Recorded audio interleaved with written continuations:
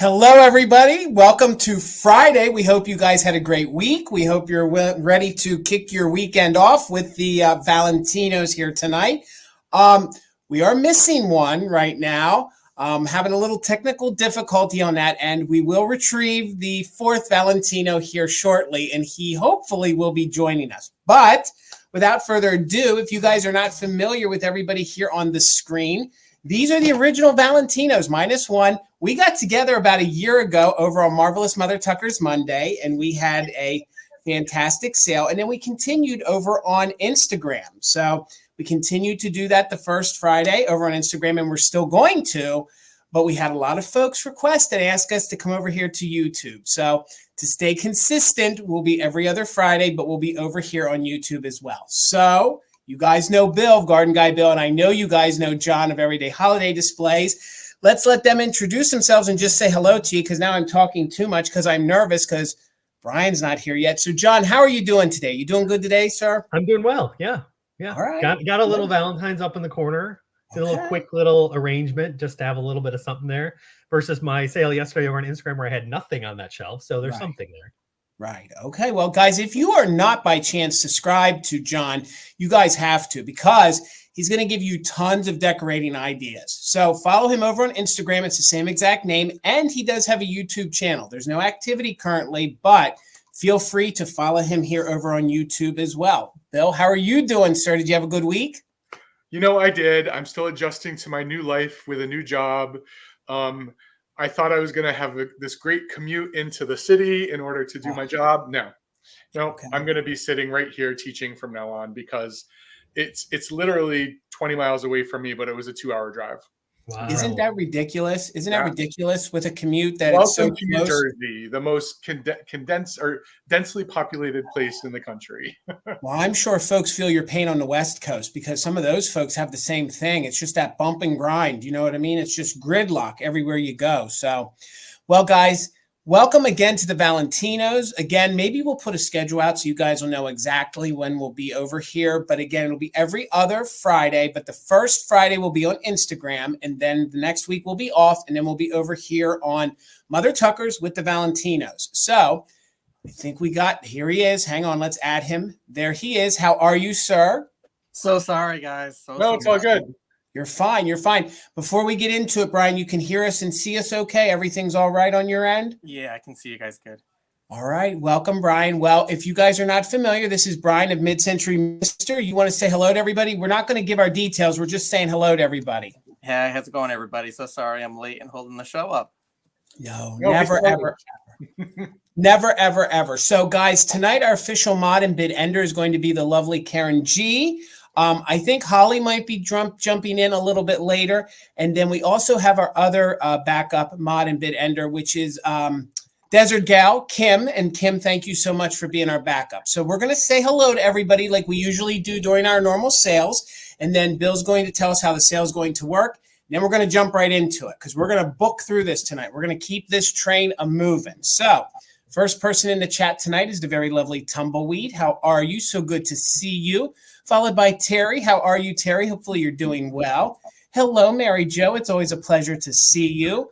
Gang, there is our official mod and bid ender, the lovely Karen G. Please familiarize yourself with her avatar. She'll be the one closing out all the bids and all the auctions tonight. So, as always, Karen, thank you so much.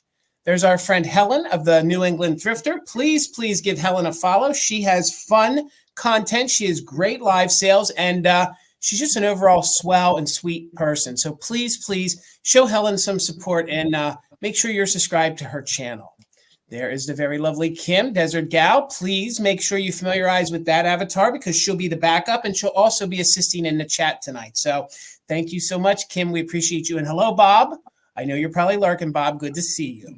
How are you, Karen Kennedy? So good to see you. Meow, meow. Hopefully you're doing well. Hello, Sandy. Good to see you here tonight. There is our friend Gavin of Grady Group of Vintage Recordings. I'm a snapping, guys, because he is my YouTube DJ.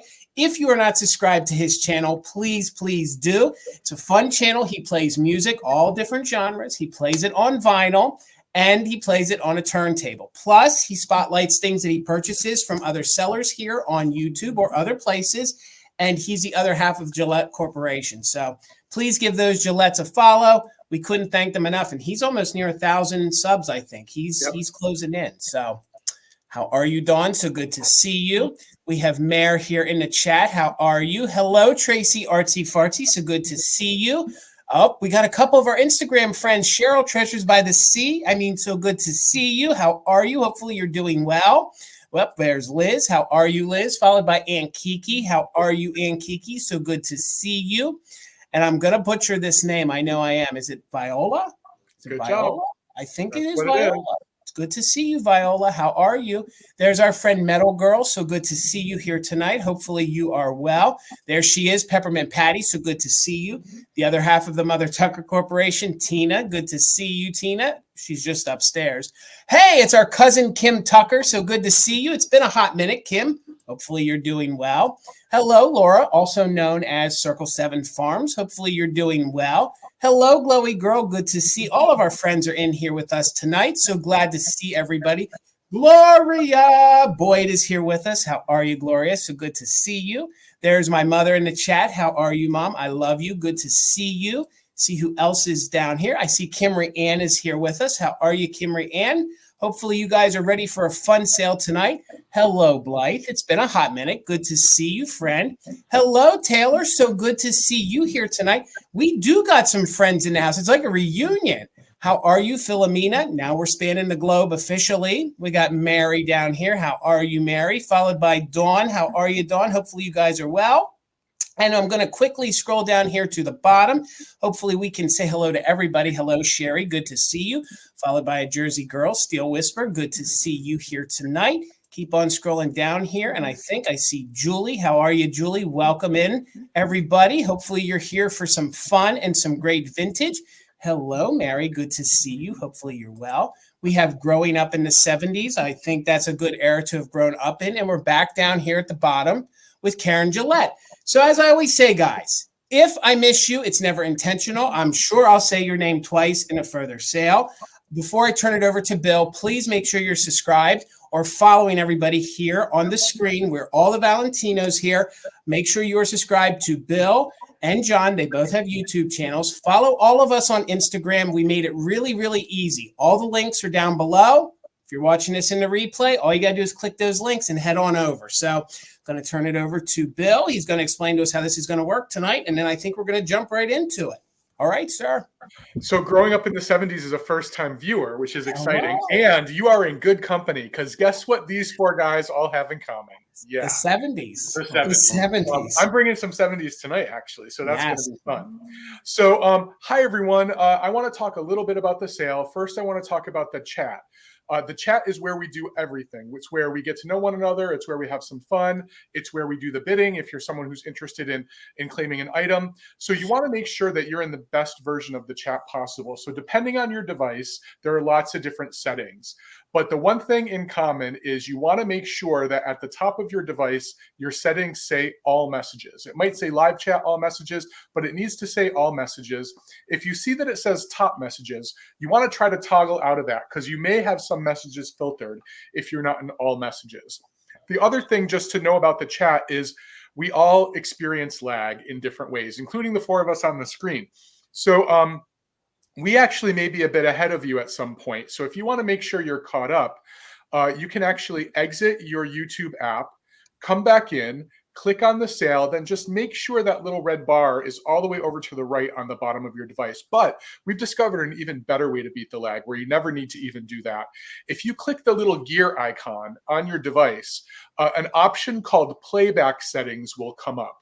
If you set your playback settings to 2x, which means every time you start lagging, it's going to catch you up automatically. Now, we may sound like Elvin and the Chipmunks for a while, for a few seconds, but it's going to mean you're never actually behind. So that's a really good feature of YouTube. The chat is there because we want you to engage. We want to learn about you. We want to learn about the things you know about, the things that we're selling. We like to learn. We know lots of people in the chat like to learn about these great old things that we're bringing forward because they're nostalgic for so many of us, and a lot of us collect them. So if you're a collector, we can learn from you. And if you have any questions during the sale, particularly if you have a question about an item we're selling, put it in the chat. That's That's what it's there for. If we don't see the question, one of our great mods, the people highlighted in blue, will be able to answer the question. But quite frankly, a lot of the people in the chat tonight are experts, so you'll get multiple good answers from people. So in terms of the sale tonight, what we're doing is we're bringing 10 rounds of items and then an additional 2 rounds of quick claim items. Our goal is to wrap everything up by between 10 and 10:30 tonight. So we are going to move a little bit more swiftly than you might experience on Mondays for Mother Tucker Mondays or on Wednesdays for Fantastic Finds. And that's just because we want to get through our items and respect our other YouTube friends who also have events going on tonight. Here's how it works. We are going to show an item. We will tell Jason what the start price is, and he's going to pin that start price right where our names are now. And if you're interested in the item, you can bid on that item. We bid in $1 increments, and every time a new bid comes in that's higher than a previous bid, Jason will update it on the screen. So you'll always know where we're at in terms of bidding. After we describe the item, tell you anything we know about it, maybe you know something about it, put it in the chat. We like learning. Maybe sometimes we like it when someone Googles a piece of knowledge so that we all can learn. And we describe any condition issues. We like to remind you we are selling vintage items that are in vintage, pre-loved condition. We do our best to point out anything that you should know about them. But if you have questions, before you bid is the time to ask. We're happy to answer questions or show you parts that we're neglecting to show you. After we get a few bids, we'll start a countdown. We generally end up doing a 20-second countdown, but we'll start out with a 15-second countdown. At the end of that countdown, the seller will say bid end. And at that point, our official bid ender, Karen Gillette, you can see her avatar right there on the screen now. She's that beautiful daisy. She will type the words bid end into the chat. And the person with the highest bid before that bid end is the claimant of the item. They're the person who got the item. Now, we do another thing over here on YouTube called just in case, a just in case bid. If you are really interested in securing your best opportunity to claim an item, during the countdown, we do allow you to tell us what your maximum amount you'd be willing to bid would be. And you would do that by typing the letters JIC with that maximum amount you're willing to bid. Now, that doesn't mean you're necessarily going to pay that amount. What it means is if before the bid end, you have the highest just in case, we will bid you up $1 over the next highest bid or the next highest just in case.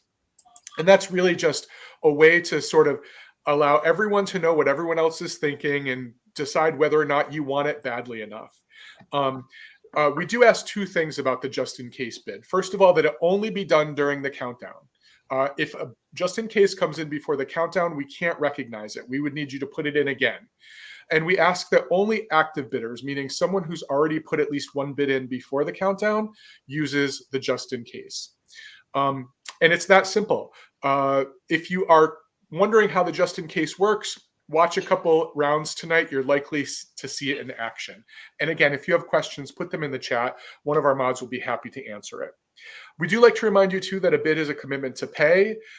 We will tell you all in a minute when we plan on invoicing, but generally we appreciate payment within 24 to 48 hours of invoicing, or we can go on to the next person who claimed the item, because in YouTube we have a record of everyone who's bid throughout the sale. All 4 of us use PayPal as a form of payment, and you don't need a PayPal account in order to pay us. What we will do is we will send you a link from PayPal. You can click on that link and check out as a guest. You can use your Venmo account to check out. I know Brian also uses Venmo as a form of payment. And it's that simple. We need 4 pieces of information from you if you decide to use PayPal, or if you decide to purchase an item tonight. We need your YouTube screen name and your real name. We need your shipping address, and we need an email that we can send your PayPal invoice to. It's really that simple. You can actually pre-register with all 4 of us right now. You can take a screenshot of our emails and send us all 1 email. Just copy all 4 of us on the email with your information, and then we'll have it for posterity's sake for the future. And that's pretty much it. We're each going to tell you a little bit about when we're shipping, where we're shipping from, and what you can expect from us. And then we're going to get this sale underway. So I'm Bill, Garden Guy Bill. That's my email below. I ship from the cold and windy mountains of northern New Jersey. So let me just take this as an opportunity to remind you of something I think a lot of you know. all four of us are shipping from the northern hemisphere, the northern part of the northern hemisphere, and we've all experienced big bouts of cold recently.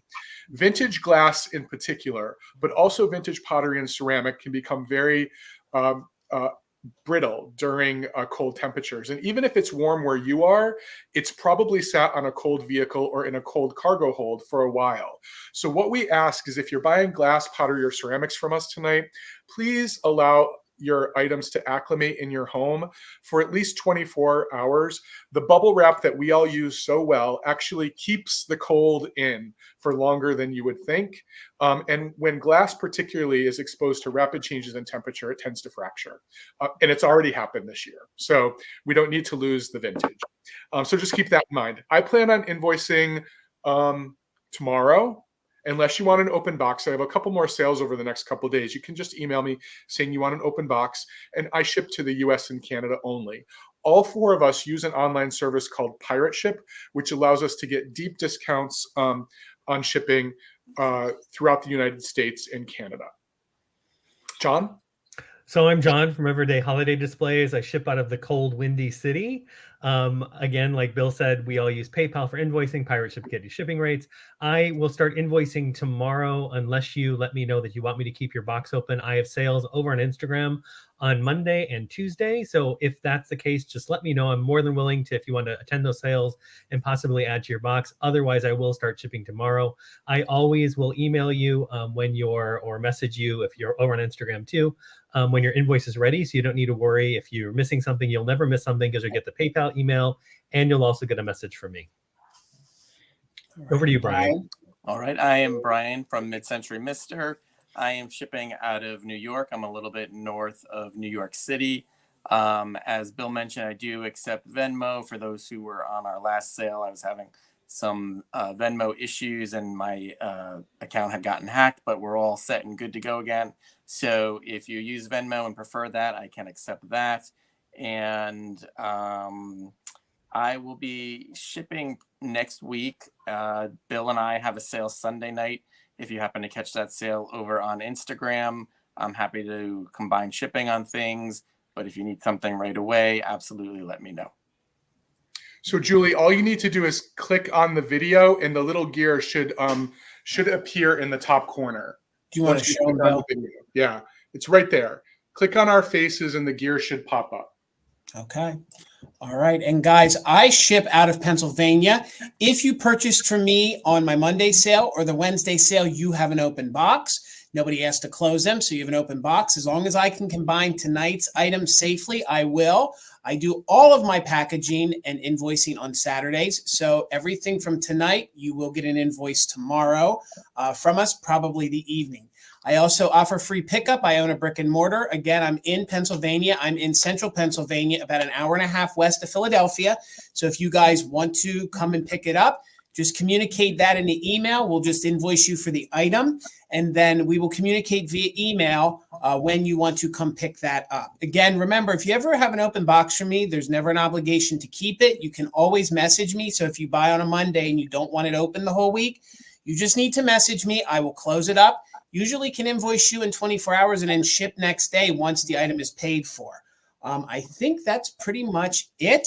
We had a few friends just jump in, so let's quickly say hello to as many as we can, and we're going to get right into the sale. So hello, Melissa. It's so good to see you. The lovely Karen Lord is here with us tonight. How are you, Karen? So good to see you. Hello, Julie. Hopefully you're doing well. Hello, Laura Orton. Hello, hello. Hello, everybody. I think I saw a few more. Hold on here. I see you. Shannon, how are you? Hello, Larry. Good to see you. We have Jane here in the chat. Hello. Hello, Patty Rose. Good to see you. Hello, Dusty Moose. So good to see you guys. We have Wings here with us. How are you, Wings? And I think we got Buttermilk and Cream. I knew I saw you in the chat earlier. And I think that catches us up. And if I missed you, it's never intentional. I always want you guys to know I'm doing my best to see everybody and say hello to everybody. Hello, Wanda. Meow, meow. Hopefully you are well. So we're going to get the sale started. We're going to start with Bill. Then we will have John. Then we'll have Brian. And I will go last. So let's get us moved around here. And Bill, how much is your first item starting at? $9, Jason, and we'll start with a little 1970s nostalgia. These are the OG McDonald's characters from 1978, and you may have seen me preview these the other day. I just got them at a really wonderful store that I went to. There are 5 Valentine cards here. The characters are obviously Ronald. This is Officer Big Mac. I think you all know that, but these are all retired, other than Ronald and the Hamburglar. I learned today that they're all retired characters. Isn't that interesting? Yeah. So we have the Hamburglar, then we have Mayor McCheese and Captain Crook, the guy who was always trying to steal the fillet of fish.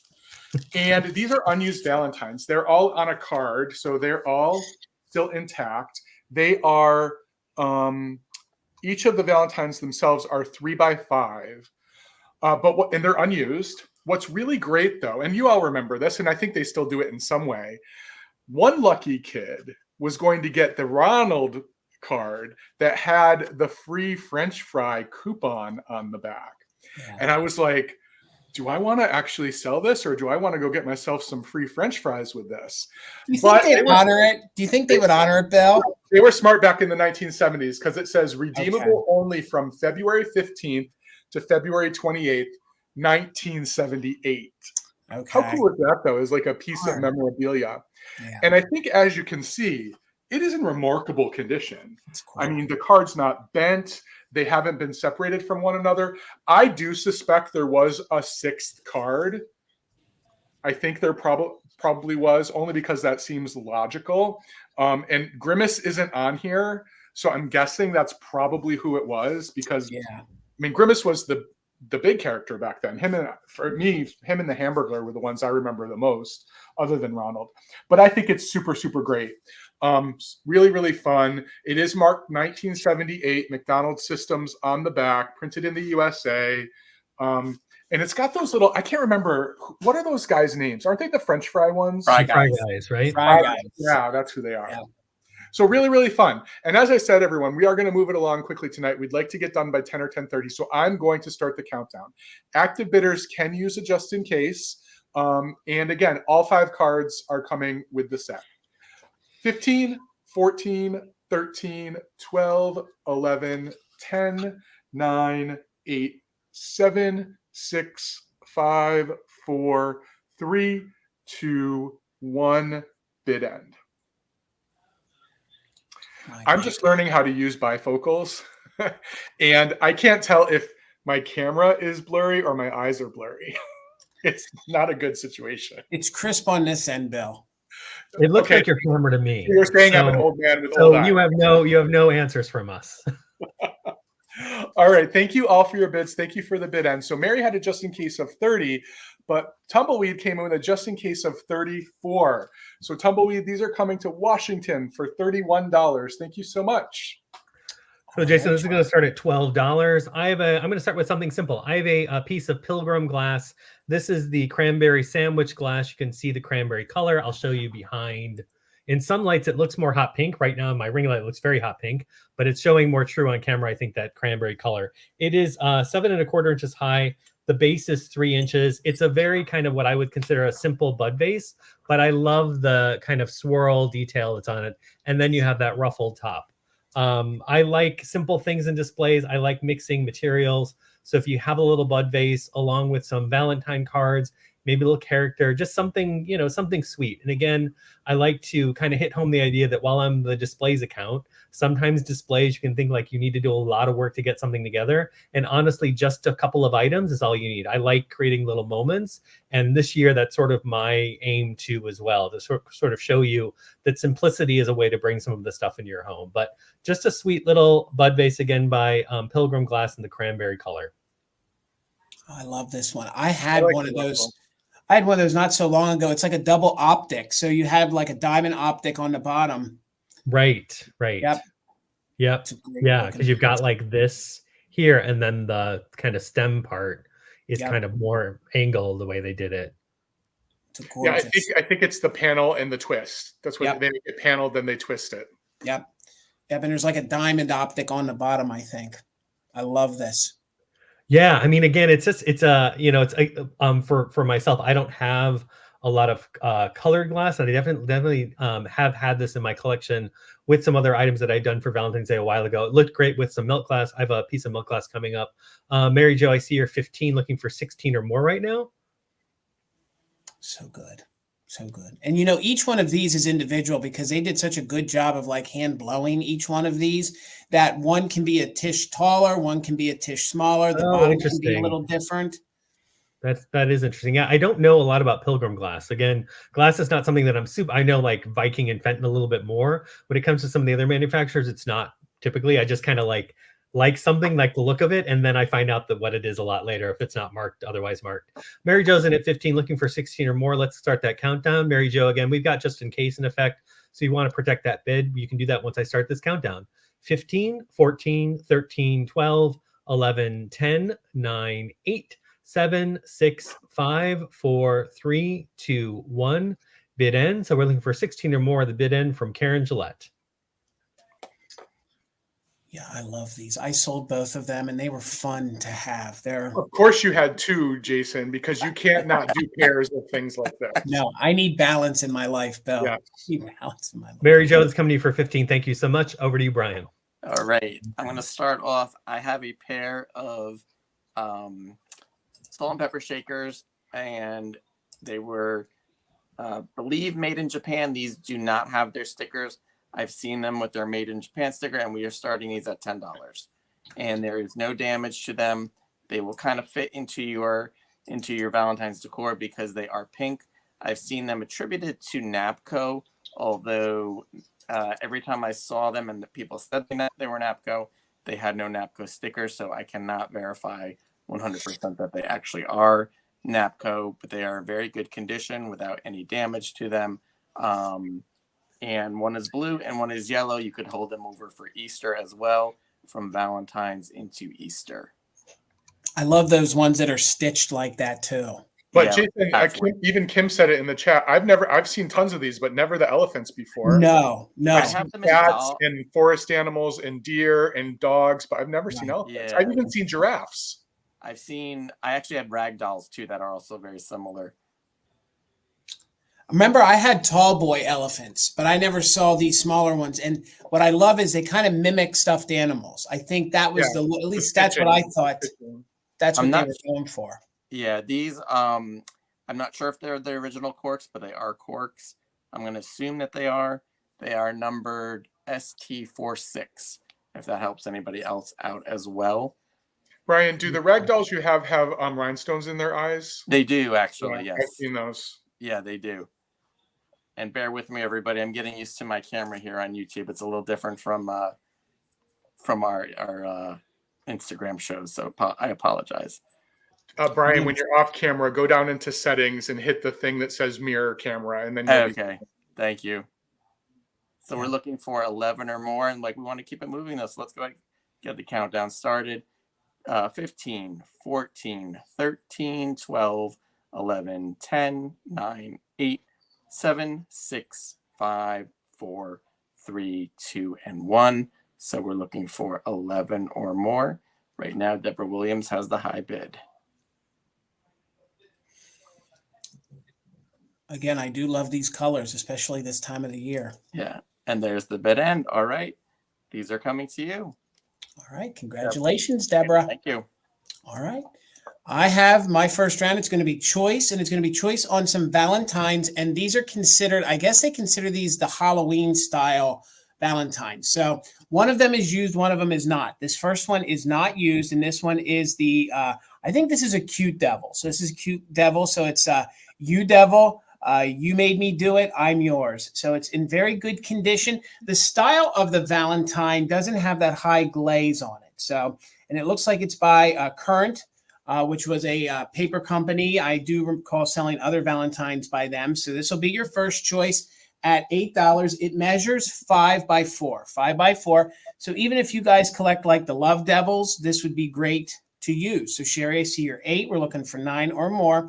And there is no glow to this. So, and this is probably the late 70s or early 80s.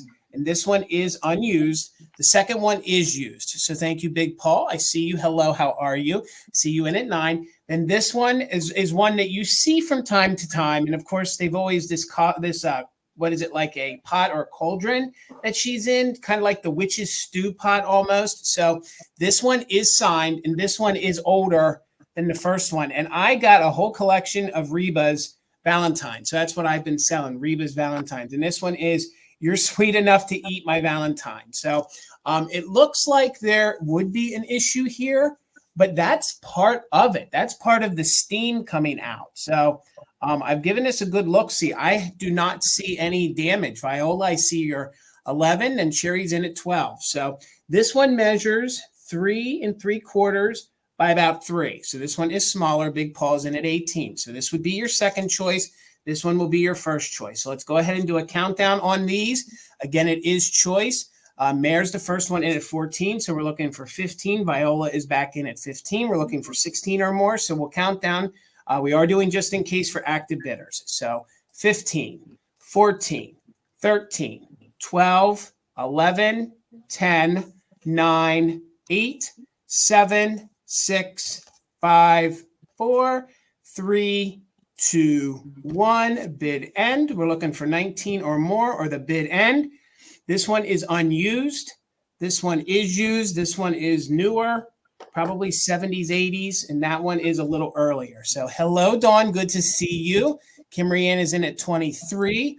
We did have Mare with a just in case of 22, but Kimberly Ann, you got right in there. So Kimberly Ann, you have first choice at 23. Lisa, your 18 came in after the bid, and you're lagging just a little bit. So Kimberly Ann, let me know if you wanted Devil, or we'll call this one Girl. Devil. All right, you got Devil. Congratulations. The Devil is yours. So Mare, let me know if you wanted the Girl. You could have the Girl if that's what you were interested in at 22. Big Paul, you'll have backup.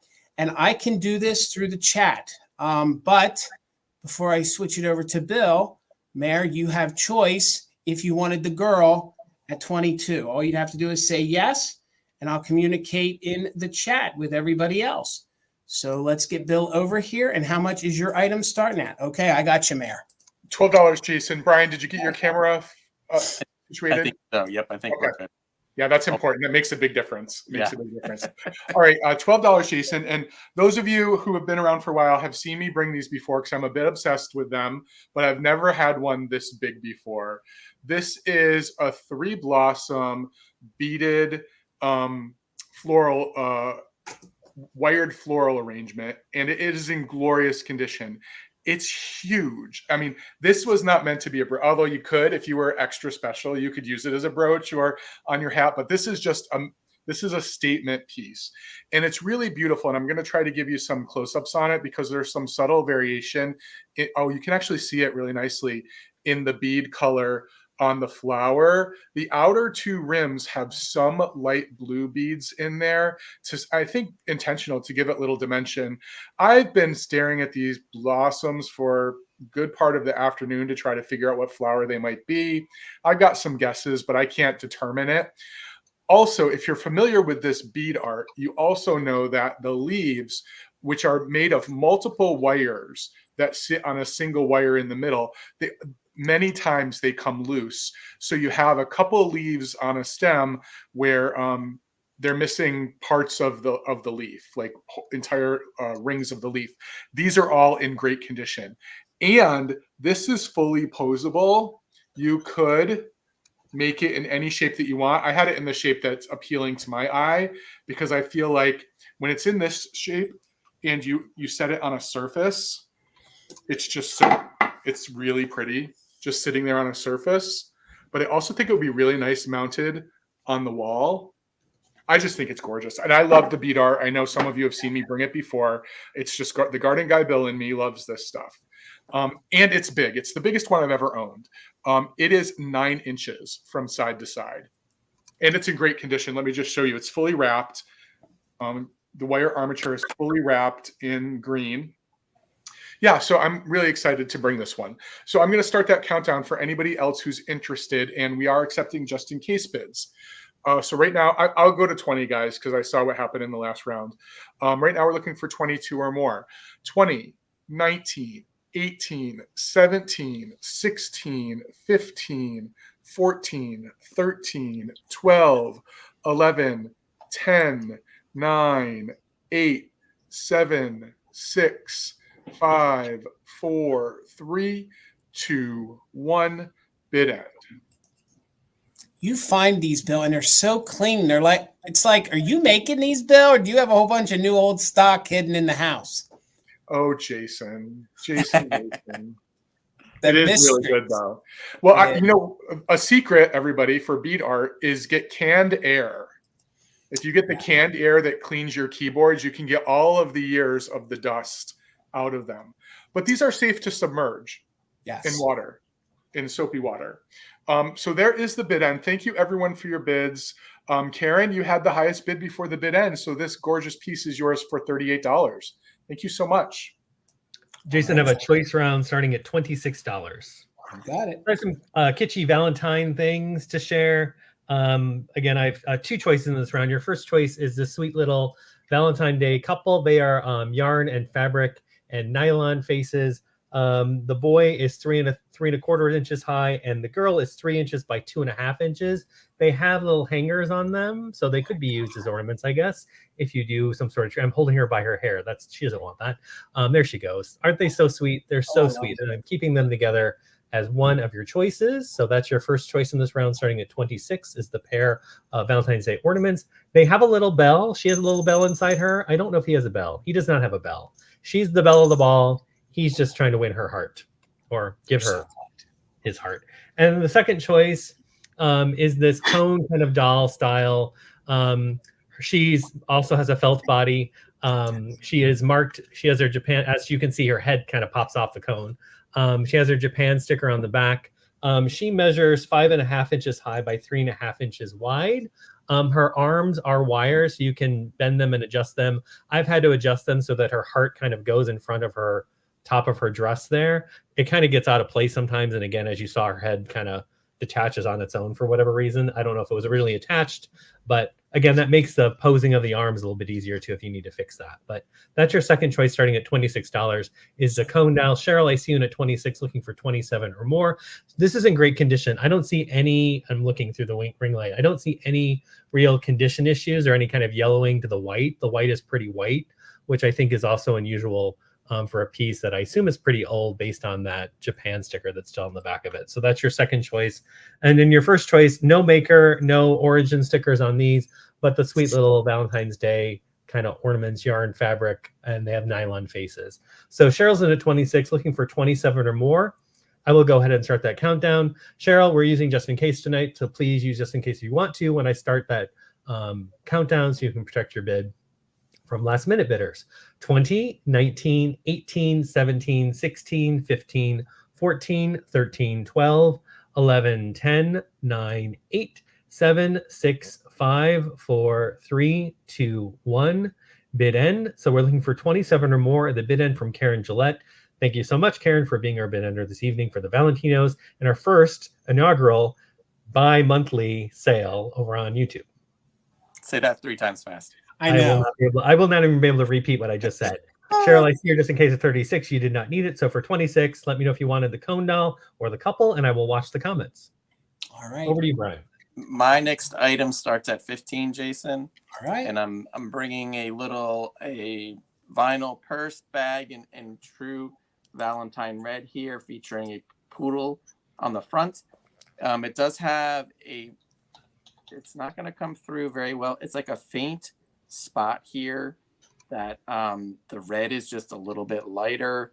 The back does have what often happens on vinyl from laying on a surface. It gets kind of like that darker like spot on the edges. It does have that. It might be able to be cleaned. I gently cleaned it, but I didn't want to rub too hard. I'm always hesitant on vinyl to scrub too much because it can be easy to damage. So I just want to note that. And then up here in the corner, there are a couple little indents. But otherwise, it's a fun little, as I drop it, this doesn't break.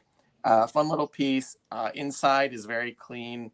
I will read this. This was in it when I got it, but I'm just going to take it out to show you the inside as well. It's 7.25 inches wide. It does not have a maker on it anywhere that I saw. It does have these two. They're almost like shoelace type strings that have almost like sneaker knots in them. Again, that's how I found it. So just like probably it may have been a child's purse, but you know what? If you were going out on the town and you were dressed up pretty good and only needed your cell phone, your lipstick, and whatever else, this is kind of a great size as well. So just because that's all any of us really need, Brian. that's True. it exactly. I mean, these are also good ephemera holders too. If you guys have larger pieces of like ephemera, you could pop in that and make a little assemblage. You could definitely put a stuffed poodle in it, popping out of the top, all sorts of different things with it. Your whole collection of pink metal rivets. True. Oh, Karen's right. You could definitely get your EpiPen in that, so you'd be good to go. You could, yeah. And actually, I mean, it's got a pretty decent, if you were traveling light for the night, you'd be good to go. And be quite And the Ben and Trail too. Yes, yeah. Yes, absolutely. Safety first, I guess, is what's happening here. Put your tums in there for your night out at the restaurant. Right. Yeah. Stop talking like 50-year-old men. Your Banaka Blast. Oh, Banaka Blast. I used to have that. Oh my gosh. But we can keep it moving. It doesn't look like we got any interest at the moment, so we'll keep it moving. All right, and guys, we will have a recap tonight. So if you need a little more time to think about it, we will have a recap. So my next round is going to be $28 choice. It's been a hot minute since I've seen any of these offered, and these are the last two that I have. So it's going to be choice on the Galaxy syrup bottle. So these are new old stock. They were never used. The company apparently got sued by one of the other manufacturers that had these syrups. They went bankrupt. They never got to sell these. So these have been out on the market, the old stock, for a while, but I haven't seen them offered in a sale. And with my kind of space theme, I thought I'd offer my last two. So $28 choice. This is the darker blue one. This is the Space Scout, and he has the lemon top. So he has the lemon top. Each one of these could have different tops, okay? But if you're not familiar with these bottles, these are glass. These are from the 1950s. You can see that it has like his radar gun there. And then it is a space guy. So he's looking through his space mask. And then here is the back. All in very good condition. There is like his oxygen, all that fun stuff. So Steel, I see in at 28. Trendolin is back in at 33. So you could choose the blue one. And then I had the red one. And of course, these would be great for your 4th of July. They would be great. Red would be great right now. And this one is the Space Sentry fella. So, and he has the orange cap.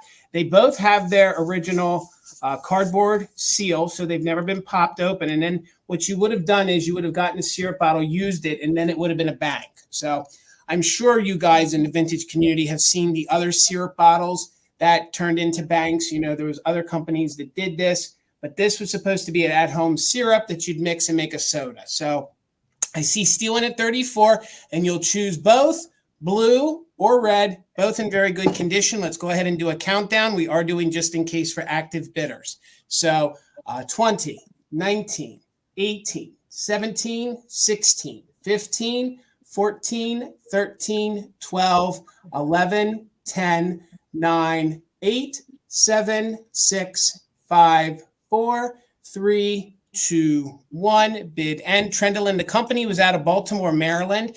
They actually started to produce the bottles.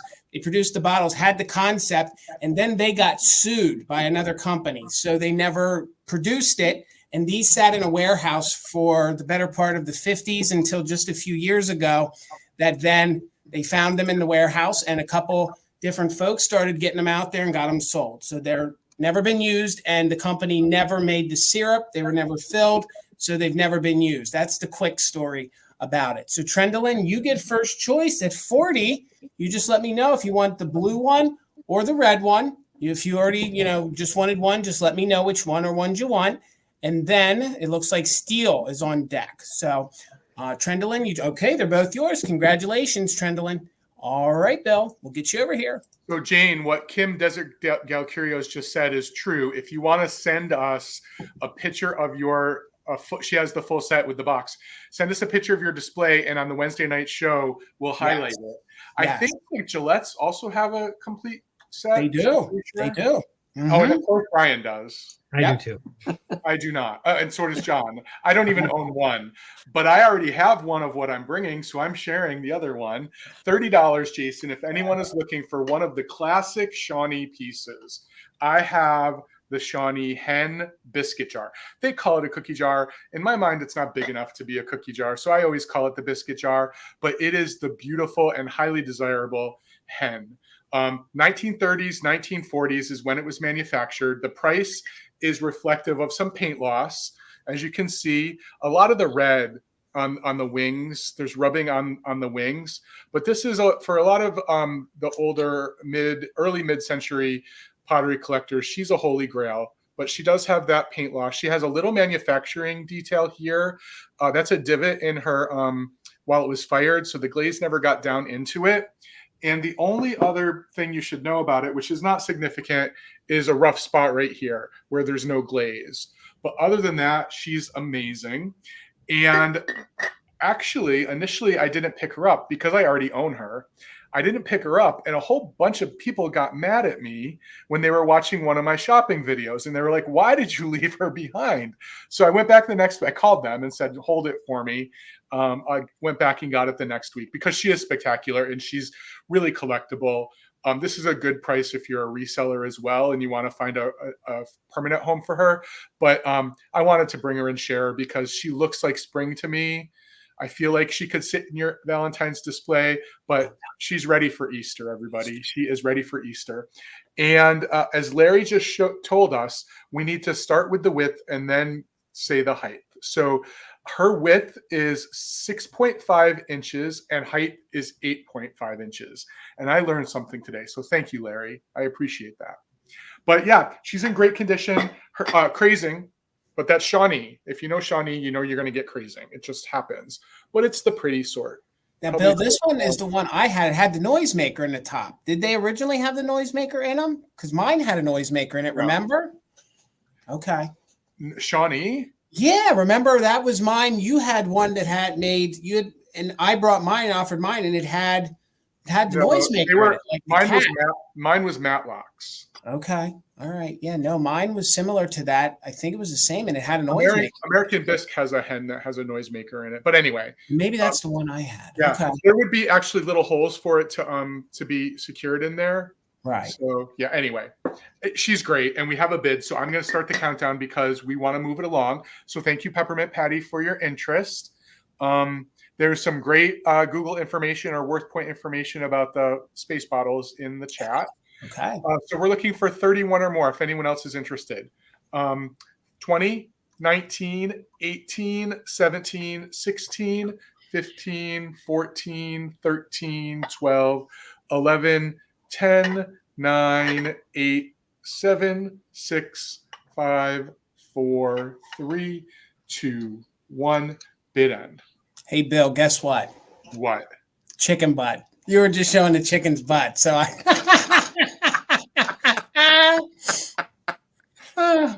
And the 7-year-old emerges. Right here. And I'm the one driving this bus. So hang on, kids.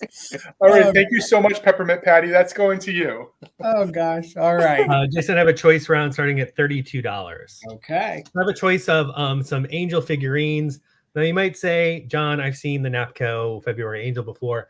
This looks like the Napco February Angel, and she is a Napco Angel, but this is the Napco To My Valentine version of the February Angel, which does not come around that often. I actually can't find another one anywhere that I was looking. So I have no idea. Obviously, they made them. I just can't find them. The difference on the numbering on the bottom is 1362 and then /V. That's how you know it was the Valentine. And again, it says To My Valentine. No condition issues on this whatsoever. I don't even see crazing on her, which is crazy. Typically, you will see that on these angels for sure. But that's your first choice. And she measures 4.5 inches high by 3 inches wide. She has a partial Napco sticker. You can kind of see the top part of it got worn off. but that's the only real thing missing from her. Otherwise, she's perfect.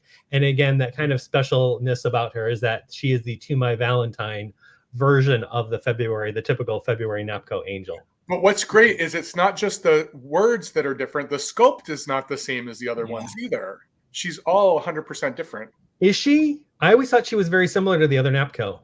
No, I don't think I haven't seen a Napco holding a heart like that. No. Oh, well, maybe that is the case. I will take your word for it, Bill, because I sold the Napco February Angel, did not have her anymore to compare to look.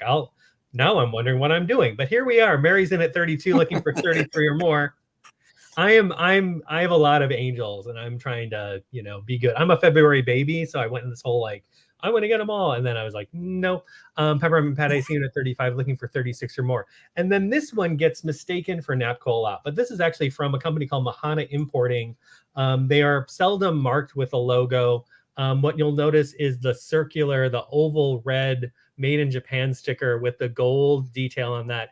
And then they often stamped their figurines in red. So that has both of these happening. It's the 1294. Again, no issues to note on her. I'll just do a quick little spin on her.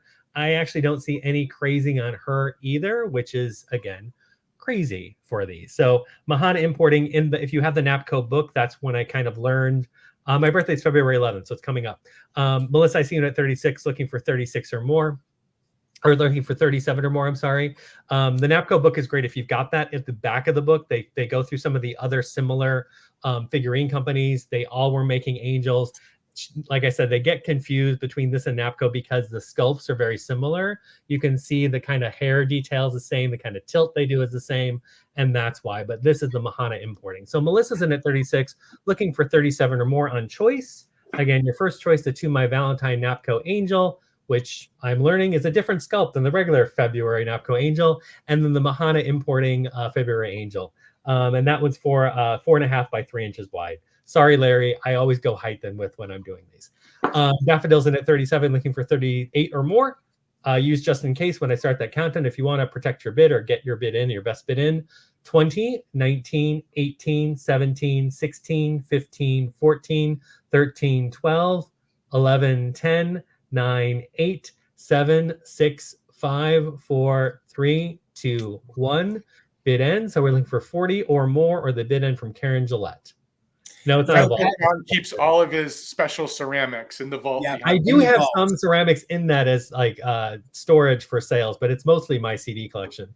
Melissa, I see you're just in case of 51.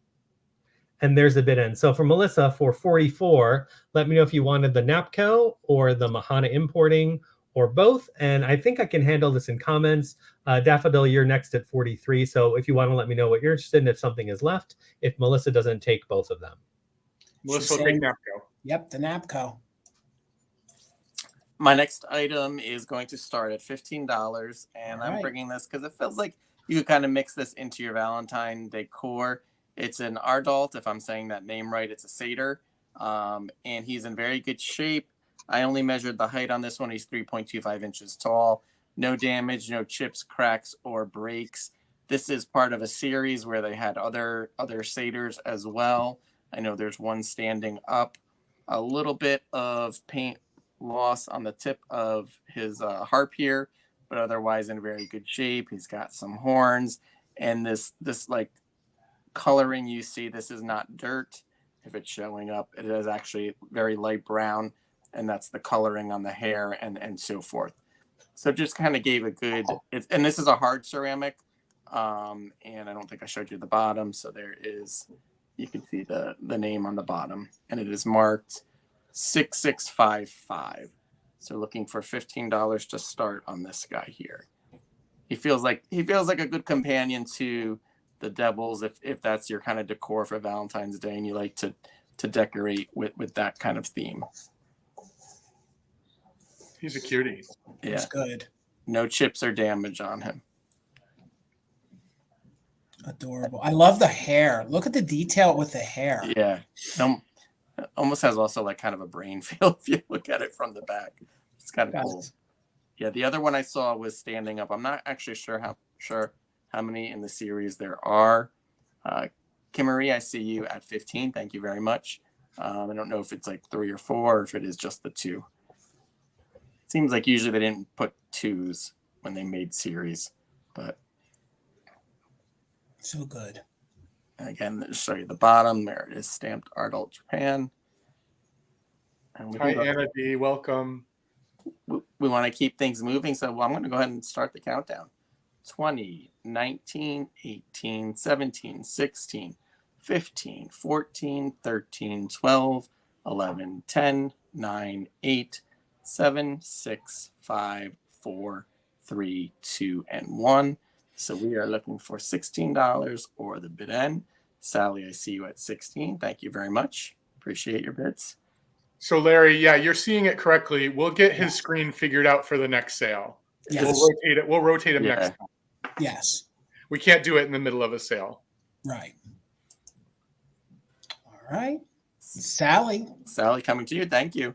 All right. Congratulations, Sally. And this is a good time to remind you guys, make sure you're following everybody here on the screen, okay? We all have Instagram accounts. We made it easy. Follow everybody down below. Even if you're watching this in the replay, all you got to do is click the link. You don't have to do it now. But after the sale, follow all of the Valentinos over on Instagram. We'd all appreciate it. Please make sure you're subscribed to Bill's YouTube channel, along with John's YouTube channel and mine. Please, please.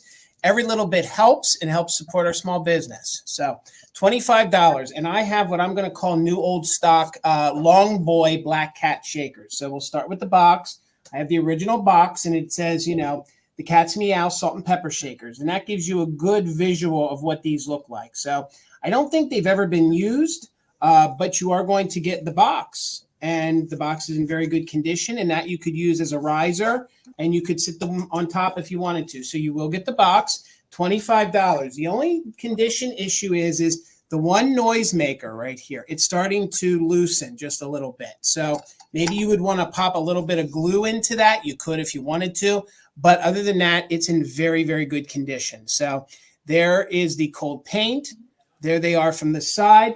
They measure just about 7 inches wide by about 3 inches tall. And that was me measuring the back. So this one is your 3-hole. So let me get the glare off. That is your 3-hole. And they are actually made by a designer. Okay. So there's the underneath. Let me get the one that doesn't have the loose base on it. Here's the one that doesn't have a loose base. And you can see right down there. And it does have its original tag, and it is Dawn Breechner. It's a Dan Breechner. Dan Breechner must be a designer who created these. I had these once before to sell, and they don't come around that often. Gail, thank you so much. I see you for 25. A little bit of the dried cardboard fell on my computer. So we're looking for 28 or more. Thank you, Donnie Girl. And again, these have never been used. So this one is your 2-hole. So that one is your 2-hole. And the glare on it, I'm trying to show you guys without the glare. So you can see the green eyes, the whiskers. The other one is a 4-hole. And these would have the noise. These have the noisemaker in. But, of course, they never work. And the only condition issue is the other one, it's a little loose. So I would either recommend the new owner take it out, or maybe put a little bit of glue up in there and hold it so it stays. Hello, Amy. Good to see you. And again, I have them both. And it's very rare that I find both of them. And when I was even researching online, I always see that folks just have one of them. But they are the long boys, and they are these really incredible black cat shakers. Again, I don't think they've ever been used. They both have their original stoppers. You can see both stoppers underneath there. And just superb, really fun, maybe even for your Halloween or all year round. So let me sit that one down and show you this one in the box, and let's count it down. We're looking for 28 or more, and we are doing just in case for active bidders. So we'll count it down from 20, 19, 18, 17, 16, 15, 14, 13, 12, 11, 10, 9, 8, 7, 6, 5, 4, 3, 2, 1. Bid end. Thank you, Penelope. I see you're 33. Donnie Girl's in with a just in case. And again, you're getting them both. But that one, the noisemaker wants to slide out. And every time I've had this set, it always seems to do that. So there's the bid end. So Penelope had a 33, but with Donnie Girl's just in case, they're yours for $34, Donnie Girl. Thank you so much, and congratulations. All right, Bill. They are going to look amazing with your other set. I'm going to do a quick round of Pixies starting at $9 for choice. Okay. And they're ceramic. The first choice I have is this amazing this is a hobbyist trinket dish, but it's this Pixie staring down this frog and the frog staring back. It's super, super cute. And it's really, really well done. Really, really neat. I've never seen one with the frog on it before. In terms of condition issues, really good condition. I don't know when it was painted or who painted it. There is a little bit of paint loss on the base of the boot on the Pixie, but other than that, super, super cute. I mean, there's even some detail on the back of the frog. Really, really nice. And let me give you the length of it, just so you can get a sense. It is 8 inches long. I also have a really cute set of salt and pepper shaker Pixie gnome guys. They're all glazed in green. And what I love about these is that they're stamped made in Ireland. So it's not so often that you see your vintage made in a European country that's not like the Czechoslovakia or Germany or England. But these are Irish made. And with St. Patrick's Day coming up, I thought it was the time to bring them. I think they're super good. They have their stoppers. Let me show you the made in Ireland. It's hard to get, but it's there.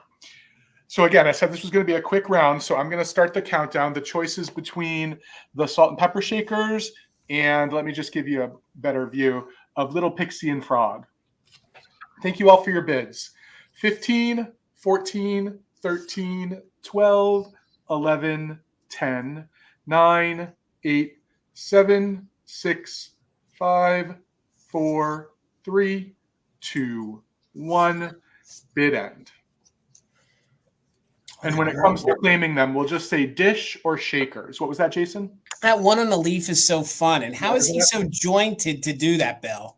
Well, he's a Pixie, Jason. They can do anything. This is true. They're Seriously. magical. They're right. No, you're right. You're right. My bad. Okay. So I forgot to start at 20. I'm so sorry, everyone. But there is the bid end. Patty Rose had a just in case of 27. Laura had a just in case of 26. Melissa had a just in case of 31. So Melissa, you have first choice at 28. Just let me know if you would like the dish or the shakers. And then Patty, then Laura. So Melissa wants both. Thank you. They are both coming to you, Melissa. Jason, I have a start bid of $15. I always don't know, like, we probably have some new people who are new to me. I love vintage advertising, so I like to bring that to my sales when I can. And I have this perfect one for Valentine's Day from Texel Tape. This is from 1949 or 1950. The measurements on there's about approximately 10.5 by 14. Yes, Larry, when it comes to print ads, I can give you the measurements in the right format. Peppermint Pat, I see you at 15. So I do want to point out there is a little bit of, I would say, tearing or like rough edges from where they pulled it out of the magazine where the staple part was on this one. And then at the very, very bottom, there's a little bit of right out there. And there is some browning because of the age on this. So just be aware of that. It's super fun, though. It says Texel's great for mending broken hearts and 1001 other things. So I like popping in advertising into my little vignettes or displays. I have some very kind of cheap, inexpensive frames I get from Amazon. I can get them basically anywhere now. And I just swap them out. They have plexiglass instead of glass. And it's just an easy way to swap things out, whether that's, an actual holiday or just if you have a room in your home, like if you've got there's some great vintage bathroom ads, like vanity and makeup ads that are nice in those kind of spaces. Kitchen ads are great too. So it doesn't necessarily need to be holiday, but I like using print ads. And there was a time when print ads were really well done, and I come from the advertising world, so I feel fine about saying that. The imagination, especially when photography wasn't as prominent, definitely an era that is long gone. So Jane, I see you in at 16, looking for 17 or more. I think you understand what this is. If you're interested, let's keep it moving. So looking for 17 or more, use just in case if you're an active bidder. 20, 19, 18, 17, 16, 15, 14, 13, 12, 11, 10, 9, 8, 7, 6, 5, 4, 3, 2, 1. bid end. So we're looking for 17 or more, or the bid end from Karen Gillette. Mayor, I see you're 17. So now we'll be looking for 18 or more. Peppermint Patty, I see you're just in case of 22. So now we're just waiting on that bid end. Jane, I see you're just in case of 20. Mayor, I see you're back at 23. So looking for 24 or more. That bid end from Karen. There's the bid end from Karen. So Mayor, thank you so much. This is coming to you for 23. And thank you all for your bids. I really appreciate it. Over to you, Brian. Okay, up next, I have a Valentine that's going to start at $10, Jason. All right. And this one is pretty unique. It has a hard plastic face. If you can see it here, it is made by R&D in the USA and 5.75 inches tall. It says, "To my Valentine, gee whiz, I try to be so sweet, adorable, and clever. I'm patient too, but what the heck? A gal can't wait forever." So on the inside, she turns into an older lady from a young girl with spider webs. Yes. With spider webs to an older lady. Only signed right there. That's the only rating on the inside, and the back is very clean as well. But, Brian, she kind of looks like the grandma in Tweety Bird. Remember Granny? Yes, she does. That's who she looks like. To me, there is so much going on with this card with the plastic face. It has a Valentine feel, but then it's like also creepy. Yeah. And it's got sort of like a I don't know, Halloweenish feel. Mary, thank you for your $10. There's just a lot, and it looks like she's kind of looking at you too when you move the card a little bit. It has a lot going on, if you ask me. Probably I think it's from the 40s, if I had to guess, based on the colors and so forth. Very good, very good shape, and I mean it's 3D. It's a 3D. You can kind of see it from the side. And Brian, is the face plastic or is it like a celluloid? No, it's definitely it's a hard plastic. Okay. All right. Yeah. All right. Get up close there. Yeah, Norman Bates. Oh my God, Liz, you're right. You're right. Yep. Yeah, soulless. Soulless. There's a lot happening, right? There's a lot going on with it. It's a fun piece. I've never seen a plastic face in a card. This is the first one I've ever come across. But we have lots to get to, so we'll go ahead. We'll get the countdown going.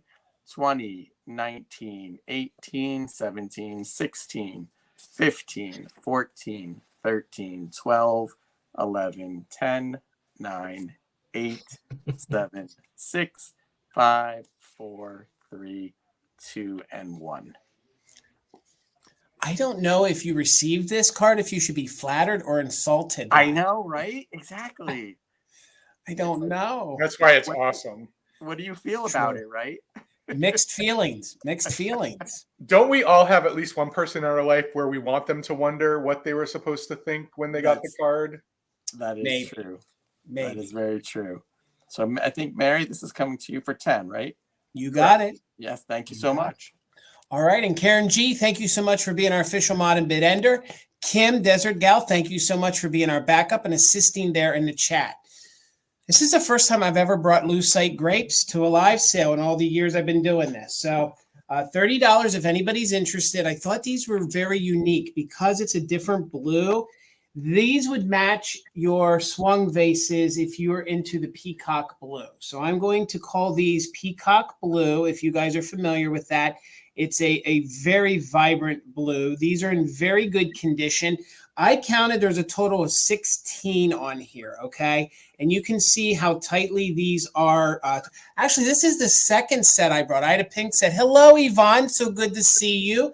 Hello, guys. If by chance you are not subscribed to Thrifty Rich, which I know all of you are, please do. And hello, Yvonne. It's good to see you here tonight. So we're looking for now 41 or more. Thank you, Laura. Again, these are twined very tightly.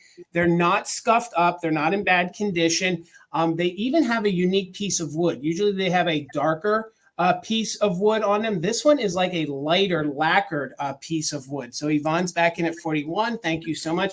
And what you see is what you're going to get. This is the way they're going to sit on your table. You can see they're not really separating that much when I move them, just maybe one or two up front here. But again, they're very, very tight and in very good condition. I counted 2 or 3 times. Each time I got 16. So I do believe there's 16. The way this sits, it measures about 9 inches. So it's about 9 inches like that. And again, This is just a unique color. I don't see this color all that often, and I'm going to call this again the peacock blue. So like I said, if you're familiar with L.E. Smith's blue, that's what you're going to get here. And you could do all sorts of things with these. You could twine some lights in if you wanted to. They do have that like kind of green glow under a black light, but they're in very good condition. They're not scuffed up. Not many issues that I could tell you. And again, the only ones that are loose are just one or two of these front ones, and you can move them around. So let's go ahead and do a countdown. We're going to keep it moving, gang. So Yvonne is in at 41. We're looking for 42 or more. Please use it just in case if you had your heart set on it. So let's count it down from 20, 19, 18, 17, 16, 15, 14, 13, 12, 11, 10, 9, 8, 7, 6, 5, 4, 3, 2, 1. Bid end your right, Steele. Boy, were they obnoxious, but boy, they were fun. That got rid of a lot of stress. A lot of stress. Kabangers. Exactly. Clickety Sort clack. of. I wasn't good at doing it, so it was stressful for me. Like Gosh. hit your arm. You had to yeah. All right, so it looks like Yvonne had the top bid at 41. I recall 41. So it looks like it's going to Laura for $42. Congratulations. Thank you guys so much for the bids. All right, Bill. $26, Jason. And I'm actually going to bring something I wasn't planning on bringing right at this round because Jason and I usually have a weird sense of what each one of us is bringing. But I'm going to bring this a little earlier than I thought just because it would look really good next to those. Well, it's in the same vein. So I'm starting this at $26 for a reason, because it is a beautiful piece of mid-century glass, or maybe even older, but I can't exactly identify the manufacturer. It is the peacock blue color of L.E. Smith, without a doubt. It's that color, but I don't think based on the bottom, it is L.E. Smith glass. My best guess is that it's early Blanco, and that's kind of what Jason thinks to it. Brian, I don't know if you have a guess, but were you going to say something? I was going to say, I have some catalogs, but it's not making me think Blanco. I'm not sure. It's got a couple very small bubbles around the top, which make me, usually that's indicative of earlier glass. So I'm guessing this is one of the mid-century company's first runs of something. It is a paneled and twist design like we saw earlier. Oh, Taylor, do you know? I forgot you were here. Do you know who made this, Taylor? Or actually, no, you can tell us after if you do know and you want to keep it secret. That's fine. Good point. Good point, Bill. But if you do know, that would be great. But it's this base that's kind of throwing me a little bit. I'm not really sure. But other than that, it's huge and it's in great condition. Now, these kind of swung vases that are stretched in this way don't have fingers necessarily, but it does have a beautiful sort of floral. Look at that. Mm-hmm. And that's actually where you can see the paneling that comes down the size. And on the outside, they almost look like petals, but don't confuse that with Viking petals. I'm not trying to mislead anyone. This is not Viking glass to my knowledge. But it's nice and big. It is 13 inches tall. It's gorgeous, Bill. It's super pretty. It is super pretty. And that is the same blue. It is that peacock blue. This really, because I have a couple of peacock swung vases. This is very much that same color. But I just don't think it was L.E. Smith. I think it was one of his other companies. But I'm going to count it down because we do have a bid and we do want to move it along. So Taylor's thinking the same thing we are. Color looks like L.E. Smith, but the mouth is not necessarily that. All right. So right now we're looking for 27 or more. I am going to count it down. Active bidders can use it just in case, but it is a beautiful, beautiful vase. Just look. The mouth is actually a bit wider than the base, which I think is really cool. So 20, 19, 18, 17, 16, 15, 14, 13, 12, 11, 10, 9, 8, 7, 6, 5, 4, 3, 2, 1. Bid end. I can tell you that I did find this vase in a green color online, but they also did not hazard a guess on a manufacturer. It could be one of those end of day kind of things too.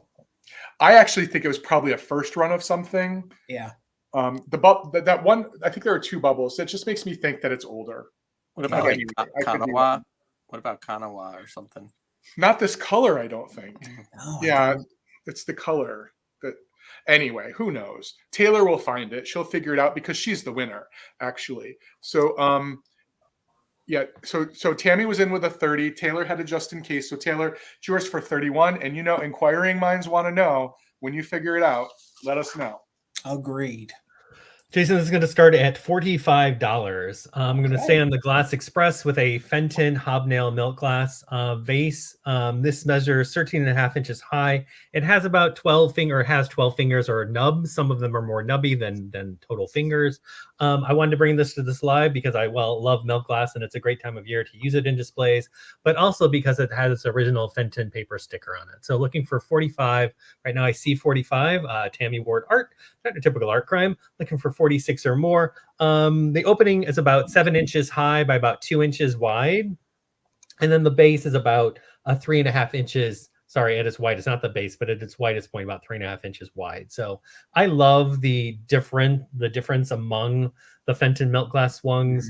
If you collect them at all, I like finding kind of the interesting splashes of them. That's just my preference. I know some people like the more traditional or kind of the more closed ones, but I love this kind of like really kind of out there kind of look on these. And that's, again, why I wanted to bring this to this live, because I feel like milk glasses always has its moments. But again, especially because of that paper sticker, you don't see that as often on these. And in my, I don't know if it was in my reel or not, but I also like just doing a simple little thing in it, where you can kind of still see the splash still coming off the top of it, where the bouquet, and I just like fake flowers or faux flowers so much. It's another way to use them if you don't have fresh flowers. They make some great arrangements right now. So in at 45, looking for 46 or more. Going to start that countdown now. So if you're interested, get your bids in. 20, 19, 18, 17, 16, 15, 14, 13, 12, 11, 10, 9, 8, 7, 6, 5, 4, 3, 2, 1. Bid end. So we're looking for 46 or more. The bid end from Karen Gillette. These are also fun. If you put them in the bedroom, you could hang necklaces. The way the fingers are on that, you could actually do that if you wanted to. I love finding new ways of using things. Not that I have necklaces, but if I did, that'd be great. And nothing wrong if I did have necklaces. I used to wear chains and things years ago, not anymore. So not your typical art crime. Tammy Ward Art, this is coming to you for 45. Thank you so much. Over to you, Brian. I don't know. I could see John wearing like one of those big clocks back in the 90s around his. There are things that I wore that I probably, I'm glad I lived in a time and was doing my younger days at a time of not a lot of cameras, definitely no camera phones, smartphones around, because there are no records. That would have been great to see, though. Yeah, or a few records. Yeah. There are probably some. My next item is going to start at $15, and it is for the person who is actually going out on date night. I'm saying for Valentine's Day. I have this vintage beaded purse from Hong Kong. No actual maker, but there is a label on the inside that is marked that it was made in Hong Kong, and it is in very good condition, clean on the inside, no odor. It does not smell. The tag is a little bit down in there for me to show on the camera, but as far as I can tell, the beads seem to be all there. It's entirely possible that one is missing, but when I looked at it, I'm not really noticing. They got good movement, so you could see yourself walking down the street at your side, and you're gonna get a little jingle. You can hear the beads. It's got a metal handle, all in good shape. Sometimes this chrome would start to get worn. I'm not really seeing much wear on the chrome at all. Just a fun piece. I don't think I gave the measurements, did I? It's about 8 inches wide.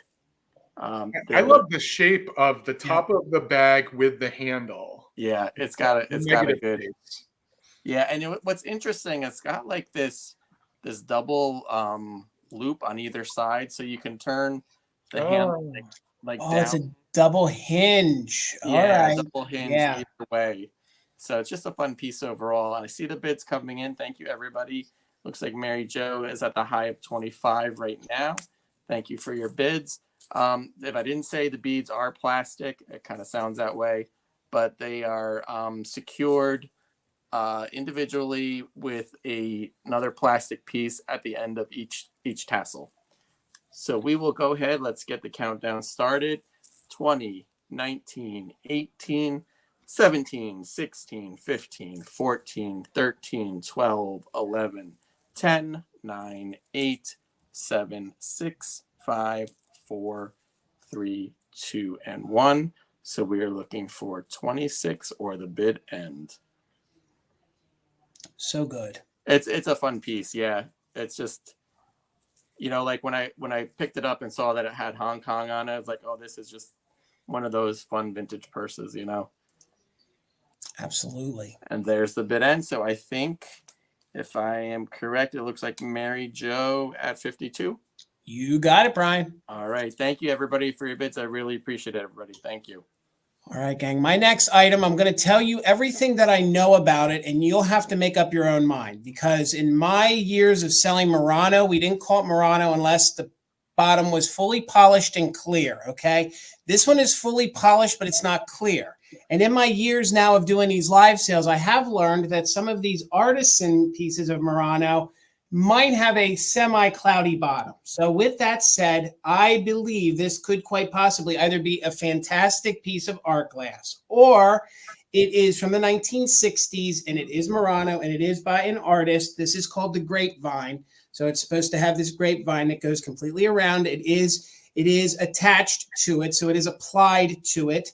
You can see from the way I'm holding it, it is in very good condition. There's no haze, there's no damage to it. It is very, very high quality glass. The glass is clear. It's very structured. It's in line. So I do believe that it could quite possibly be an artist by the name of Cristal. And I think it is Cristal Mercy. Okay. So let me show you up close the great details. I think this is going to look great, even if by chance that it would be a just piece of art glass, but nonetheless, I do believe it could possibly be Italian. So you can see that the pontil is completely polished away. It is a semi-cloudy bottom. There is just a little bit of wear to the bottom, which leads me to believe that this has had a life. Wear to the bottom is not a bad thing. It helps us know that if you would look at the bottom of this and you didn't see any kind of slight scratches to it, that tells us it's been moved across the counter a couple of times. It's been picked up. It's been cleaned. If this would be a home goods piece, it wouldn't have any of that. It literally would not have any scratches. So the dimensions on this gorgeous piece is about 12 inches tall. So it's about 12 inches tall, and at its widest, it's about 4 inches wide. Sorry, Kimberly, there is no glow to it. A lot of Morano glass does not have any kind of glow to it. I wish this had some sort of epic glow. The only glow you're going to get out of it is, see, I'm thinking, Philomena, that could be because they did a big revamp in the 90s of it. The only glow you're going to get is a purple glow. So if you put this underneath a black light, you're going to get a purple glow. But this is called a grapevine. Anytime they apply it like that, that's what I've been able to find. And it goes completely around. So it starts up here and it repeats all the way around. So it is crimped. And then you have this gorgeous speckling effect to the inside. And you can kind of see the way they stretch the cane on it all the way down. So no chips, no cracks, fully polished top. It is a very nice weighty piece of glass. And again, I just think it's very unique. It's going to look great for your spring and summer decor. And again, I do believe this could quite possibly be Morano glass. Okay. But again, I have I have a lot of Google Lens checks to tell me that it is, but I have no Morano sticker and I have no Morano sign, no Morano signature on the bottom. So again, if anybody's interested, it's just $40. It's in very good condition, and it is a very unique piece of glass. So, and again, yes, I do. Philomena, that's what I believe it is.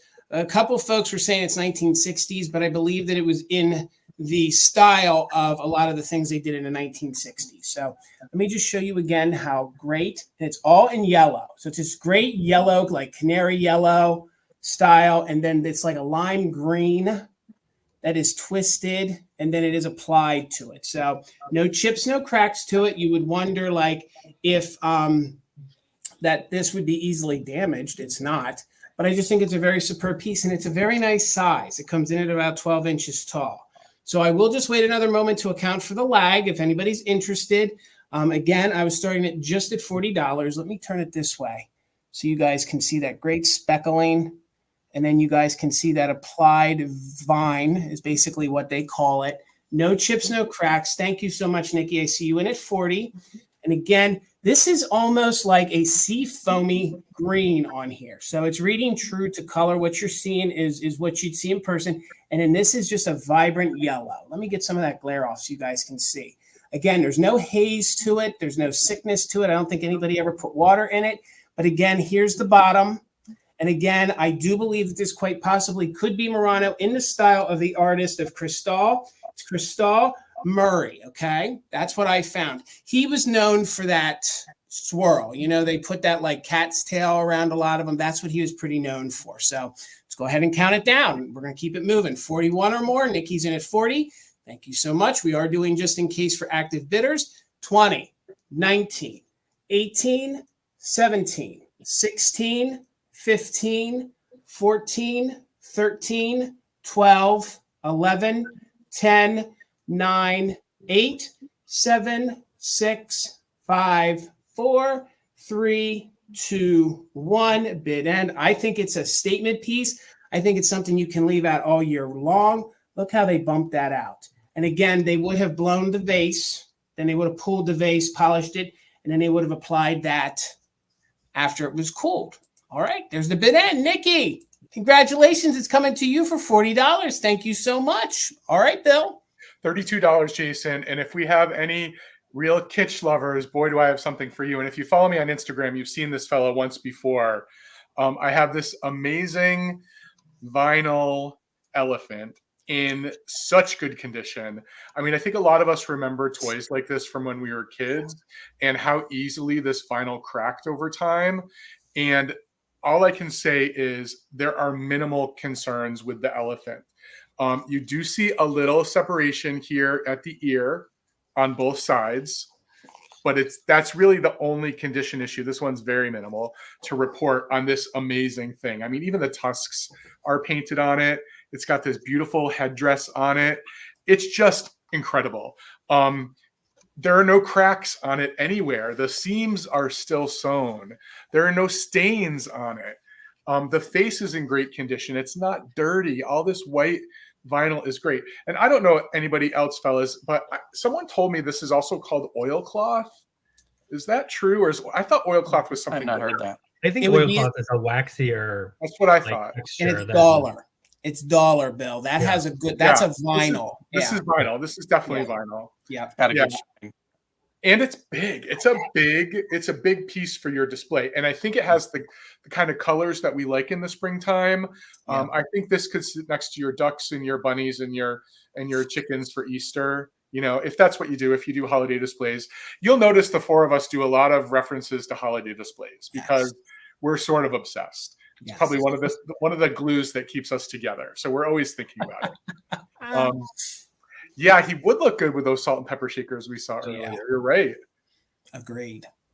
He's really so horrible.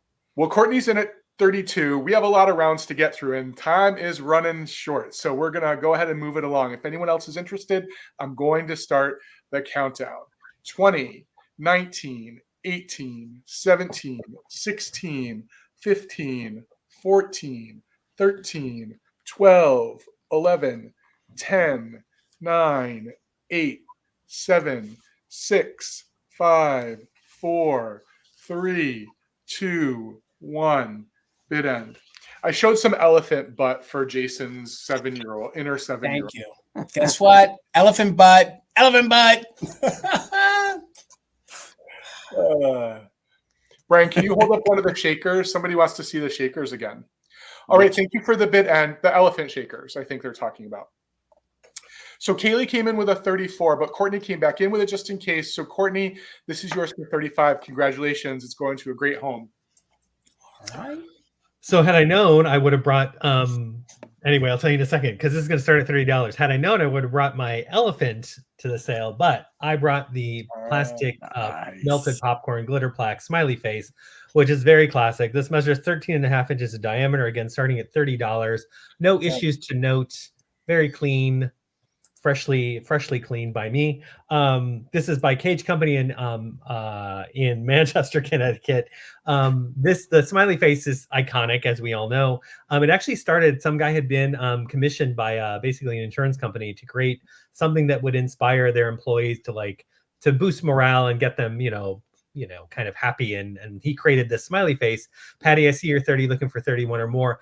He did not copyright that, and so a couple years later, a couple brothers from Philly started making their own smiley face stuff with adding "Have a Nice Day" to that. So you'll see the "Have a Nice Day" with the smiley face. And then some guy back, I think 1972, 1974, a French guy basically copyrighted a very similar, very, very similar smiley face. And now the Smiley company is basically the one that licenses this look to everything that you see with smiley faces. So if you know anything like the Hazel Atlas glassware, that's all licensed through the Smiley company way back when. But started with a guy in the mid 60s who created it just to get employees to be a little more productive. So Patty's in at 30, looking for 31 or more. I love the smiley face. It's very classic. There's a whole World Smile Day. The guy actually created the smile face. Then years later, he was never upset. He never really felt regret for not copywriting his work. He thought it was just the best thing for the world as it grew and grew. But he did create this World Smile Day to kind of create kindness on a one day a year. I think it's in either September or October. I'm blanking on. I did a display last year for it. But basically, he has a foundation now. Well, he passed away, but the foundation lives on. And basically, it's all about spreading kindness. So Patty's in at 30, looking for 31 or more. Patty might want to use it just in case. I'm going to start that countdown now. 20, 19, 18, 17, 16, 15, 14, 13, 12, 11, 10, 9, 8, 7, 6, 5, 4, 3, 2, 1. Bid end, looking for 31 or more, or the bid end from Karen Gillette. Yes, Harvey Ball was his name. And John, it's ironic you brought this because Yvonne collects smiley faces, and she has over 1,000 pieces. Oh, wow. Of smiley face in her collection. You'll have to check out my display from last fall to see if I have anything that you don't have, and then we can talk. Karen, there's a bid end from Karen. Thank you so much. Patty, this coming for 30. Thank you so much. All right, congratulations, Patty. All right, Brian. Jason, my next item starts at 50. Okay. And I guess I tend to think of Valentine's Day, I go in the direction more of the devil figurines. So I have a fine A quality angel and devil figurine here, and it is missing the pitchfork. I do want to note that, which is indicative of the start price. In very good condition otherwise, though, with no chips, cracks, or breaks. Couple minuscule little spots of paint wear on the back side. It does have its sticker on the bottom here, and it does say fine A quality, Japan.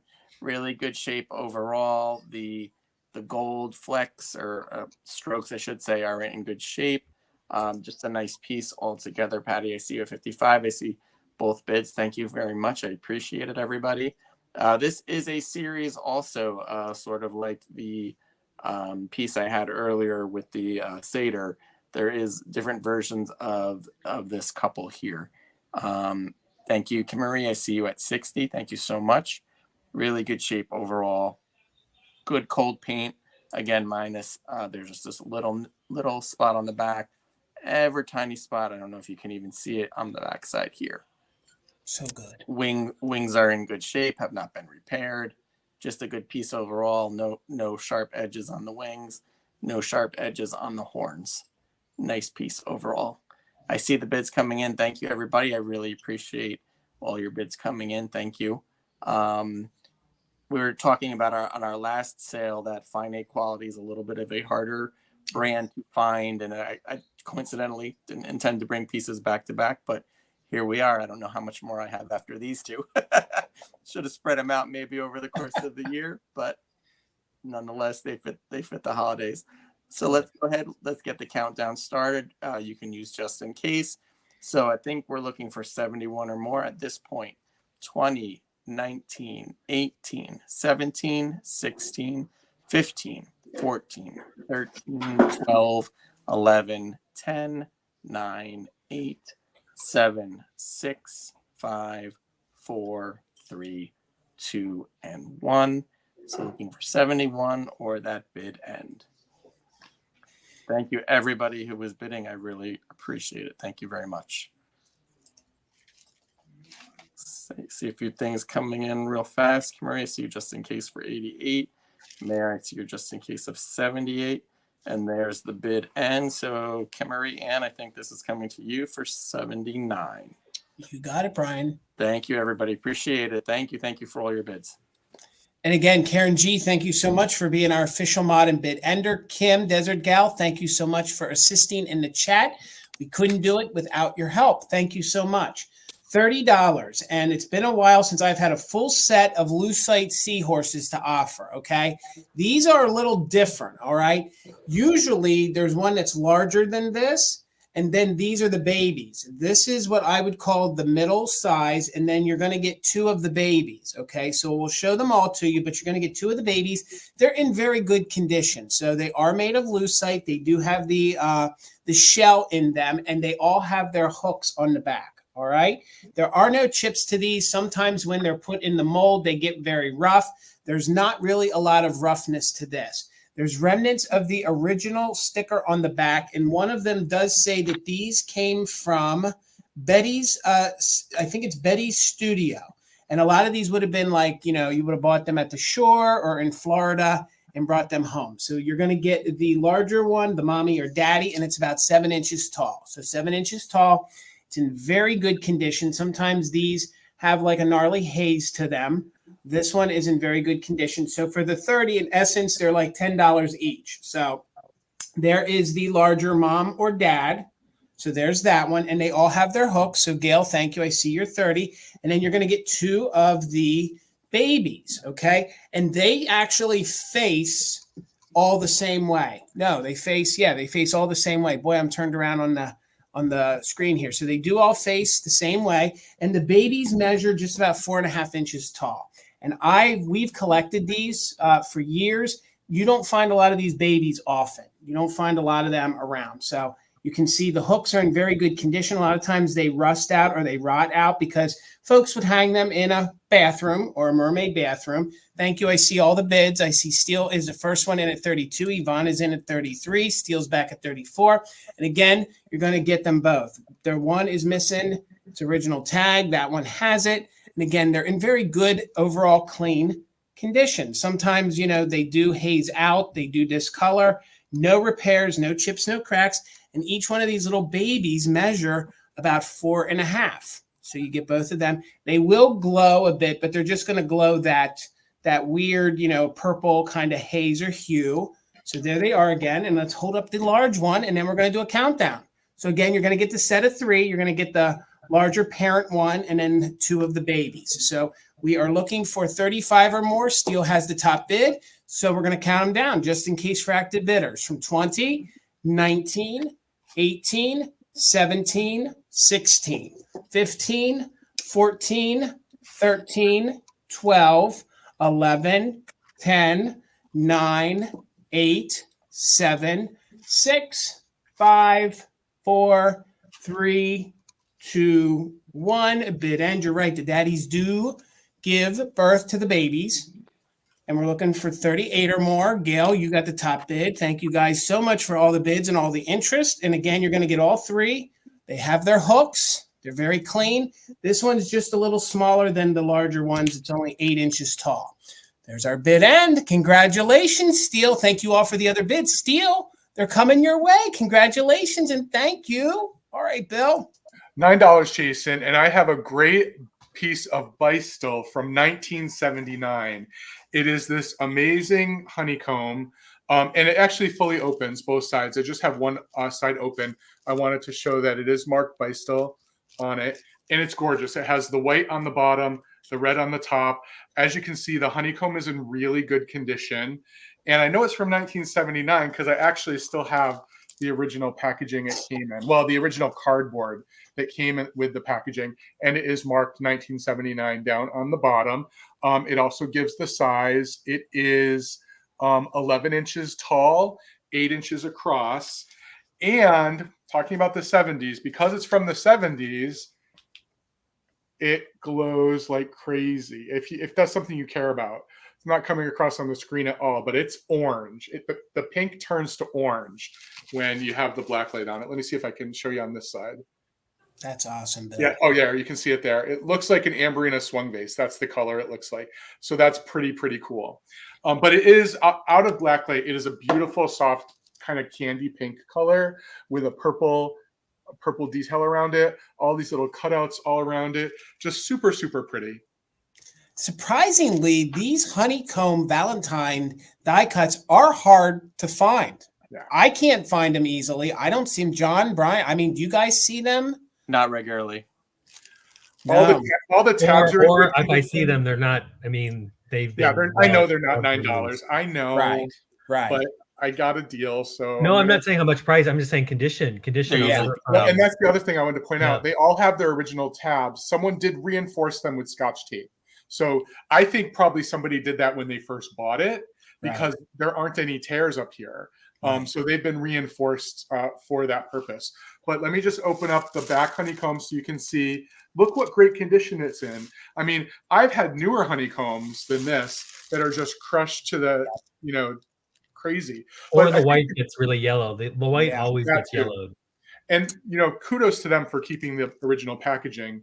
The other thing I would say is I love these ones that can be fully open, 360, but also you have a choice to, if you want to put it up against a wall, to keep one side closed. So yeah, just really, really fun. So I'm going to send it in that packet with the packaging along with it, obviously. So I'm going to count it down.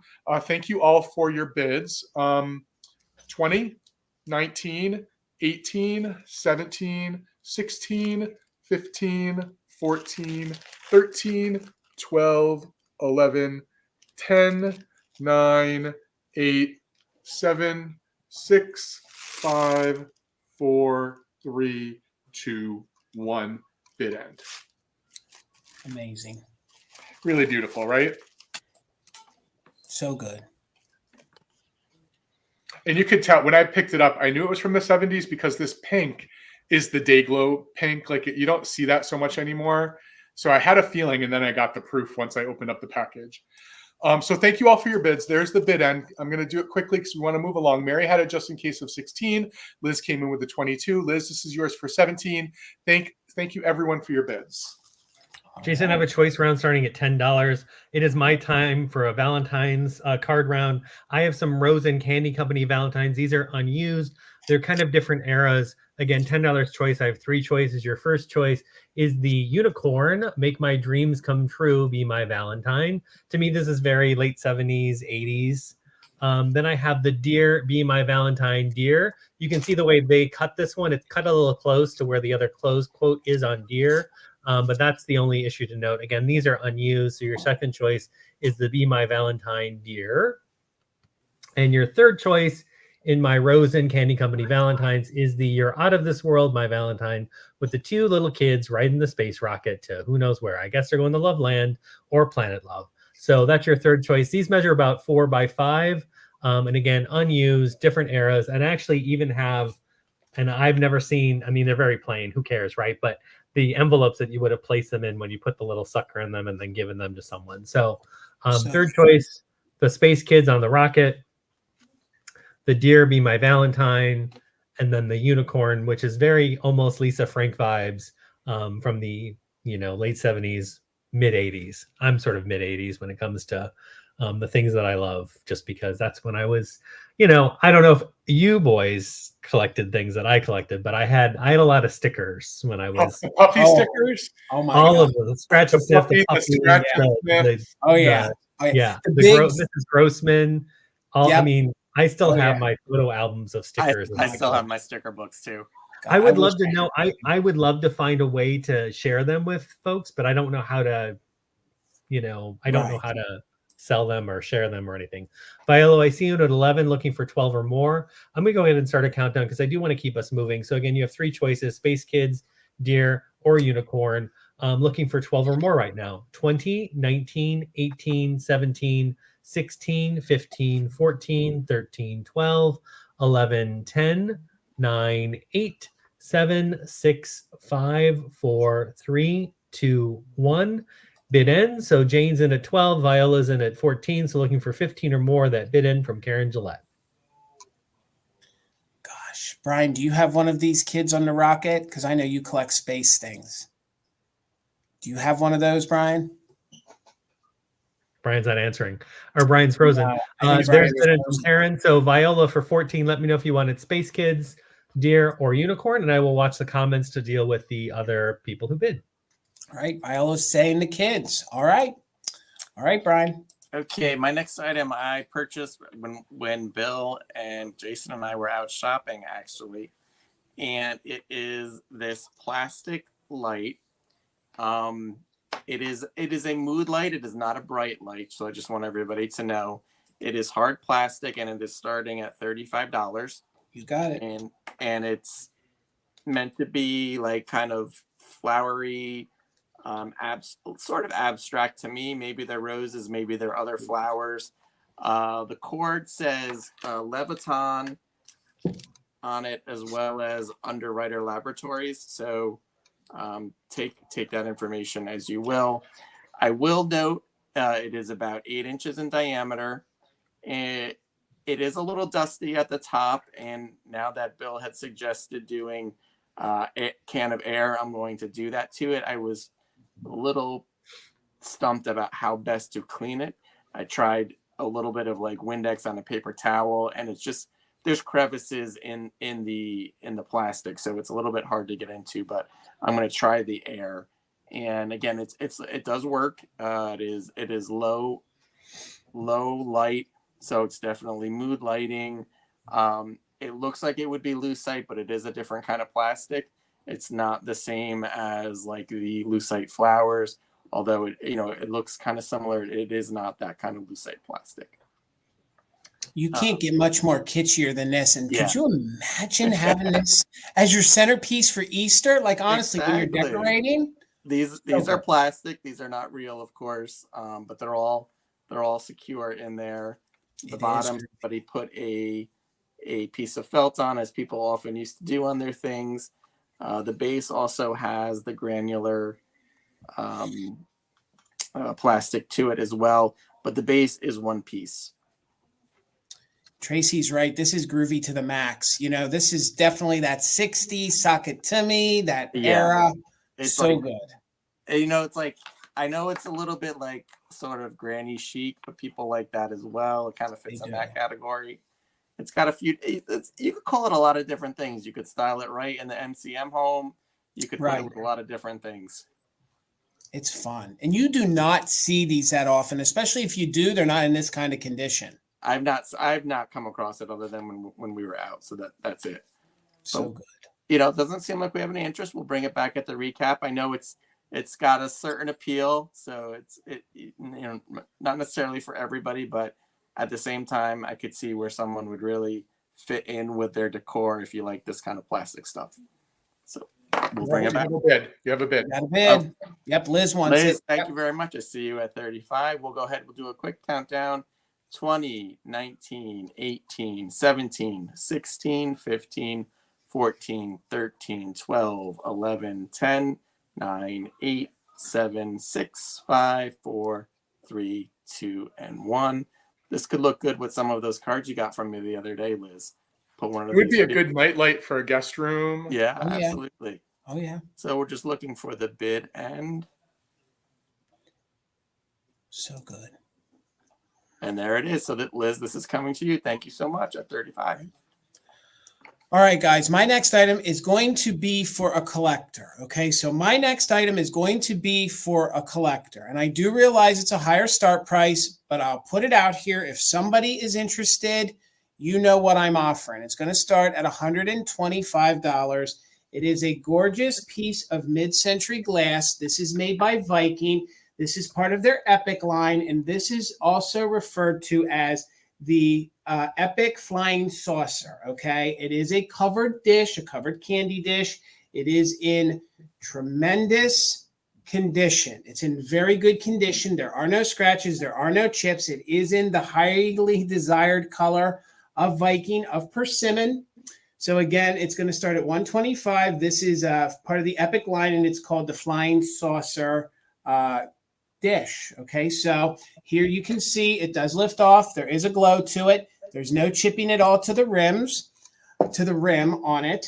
And again, this is just a gorgeous piece. You could definitely use this, and you could. This is, Taylor, you are right. This is a very hard piece to find, and it would be an investment. This bottom, they also used when they did the Epic Bird hat on. I think they even did one with the duck. Then that would be their lid. This is just the traditional candy dish. And again, I don't know that they made many of them because you can't find many of them. So again, no chips, no cracks. Yes, Bill. I was just going to say, it's hard to find without the lid. It is. And the fact that you have the lid is pretty spectacular. It is. So, and again, I know that's a higher price point, but if somebody was a serious Viking collector, you would know. And again, there are no chips or cracks. The dimensions on it, it's 6 inches tall. So it is 6 inches tall and it is 7 inches wide. Thank you so much, Terry. I see your 125. It does glow. So it does have the cadmium throughout. It is going to have a really great glow to it. It's one of these that I actually, if the room was darker, we were shining the black light right here on the top, and it made the whole entire thing glow like a bright, bright orange. So it's just a gorgeous piece. Thank you, Nikki. I see you in at 128. Again, no chips, no cracks, nothing that I can find, just my fingerprints. But it's just as gorgeous, and Bill knows it isn't a sale with me with this. If I don't say it's like a big Jolly Rancher, it's just like a big, gorgeous Jolly Rancher. And you guys could put fairy lights in it. I think it's just gorgeous the way it sits, and it's very mid-century, and it's funny. I didn't even put much thought into it that it looked like a flying saucer, but then I ended up building a whole sale around it. So Nikki is in at 128. We're looking for 129 or more. Again, this is mid-century glass, I think, at its best. It's made by Viking. It's part of the Epic line, and they refer to it as the flying saucer. So we're going to go ahead and do a countdown on it. If anybody's interested, please put a bid in. I was amazed that I was able to get it. So put a bid in, and just in case, if you're really interested, if you're an active bidder. So 20, 19, 18, 17, 16, 15, 14, 13, 12, 11, 10, 9, 8, 7, 6, 5, 4, 3, 2, 1. Bid end. We're looking for 129 or more.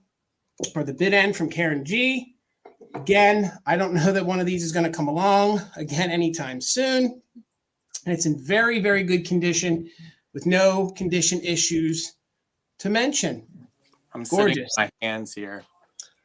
I didn't even fully realize what I had until I started getting messages from folks and started digging deep. So, all right, Terry, congratulations. It's yours for $130. Congratulations. Thank you all so much. All right, Bill.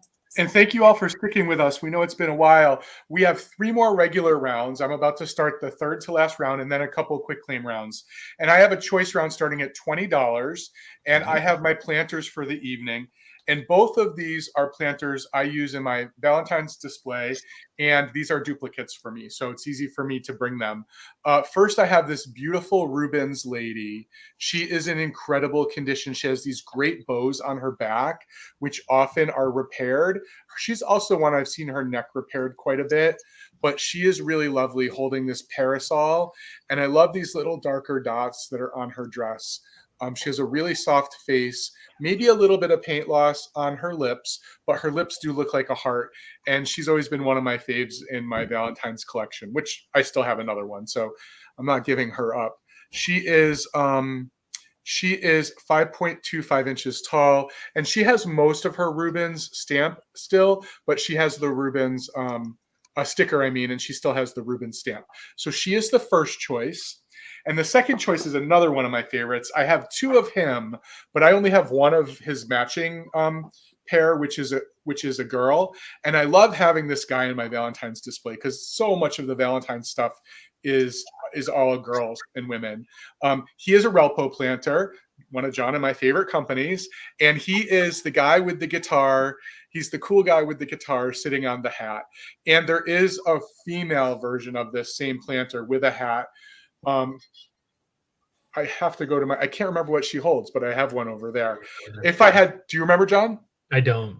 I think it's a guitar as well. I think they both have guitars, but he's fantastic too. Look at the paint job on this face. Isn't that really good? And if you can't see it, he is sitting on the brim of a hat. Has the Relpo impression on the bottom. And John and I say this a lot. Relpo just is really amazing at making really kitschy figural planters that look realistic and are really solid. So he is the second choice for 20, and he is 5 inches tall at his tallest. They are both really clean on the inside. I don't think either of them have ever been used for plants. I have feelings about that, but we won't talk about it. Here are the I think choices. you just did by not talking about it. Exactly. Yeah. That was my point, actually. That's my subtle way of doing what I do. I'm going to go ahead and count it down. We're looking for 22 or more for choice. 20, 19, 18, 17, 16, 15, 14, 13, 12, 11, 10, 9, 8, 7, 6, 5, 4, 3, 2, 1. Bid end. And this will be simple. We'll just claim by boy or girl.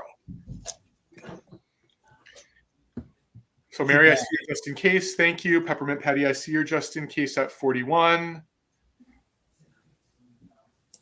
And there is the bid end. So Peppermint Patty, you have first choice at 26. Boy or girl or both. Mary, you have backup at 25 if what is remaining is something you're interested in. And I can watch the chat, gents. All right. So I have this, Jason, this round is starting at $26. You're going to get all three of these. These are Capodimonte porcelain rosebuds. These are by a company called Napoleon from Italy. I'm showing you all of them at once, and then I'm going to show you them individually so I can put them down and not hold them like this for too long. So you're going to get all three again starting at $26. So this is your first one. This is a double rose. This one has its Napoleon Italy sticker on it. The other two do not. There is some minor, I would say minor kind of paint loss, or like kind of, I wouldn't say it's chipping. It sort of just seems like paint loss right there on the edge of this one. This measures, the double rose is 4 3/4 inches wide by 2 1/4 inches high. So that's the first of the three that you would get in this kind of lot that I'm selling them as. I know some people sell them individually, but I bought them as a lot. They've been in my collection. And so I thought I'd sell them that way tonight. The single red rose is 3 3/4 inches wide by 2 1/2 inches high. You can see this one has a little more loss. Again, I don't really think it's chipping. It's more like rubbing. Yeah, it just looks like the paint kind of like, I guess, flaked off or may have chipped off, but it's not like a chip to the actual construction of the rose. But no sticker on this one. And then your third one is sort of my favorite because I just love the color, the pink color on this one. This is 4 inches wide by 2 1/4 inches high. And this one, I don't know if I saw any, I didn't see any paint loss on this one at all. But that's the third one. I love them together. Again, I think they're sweet. If you saw my reel and kind of how I use them to almost kind of frame some figurines that I have coming up, I just thought it's really nice if you don't have real flowers or you need kind of a different material to kind of like bookend some things, it's just kind of nice to have them in there.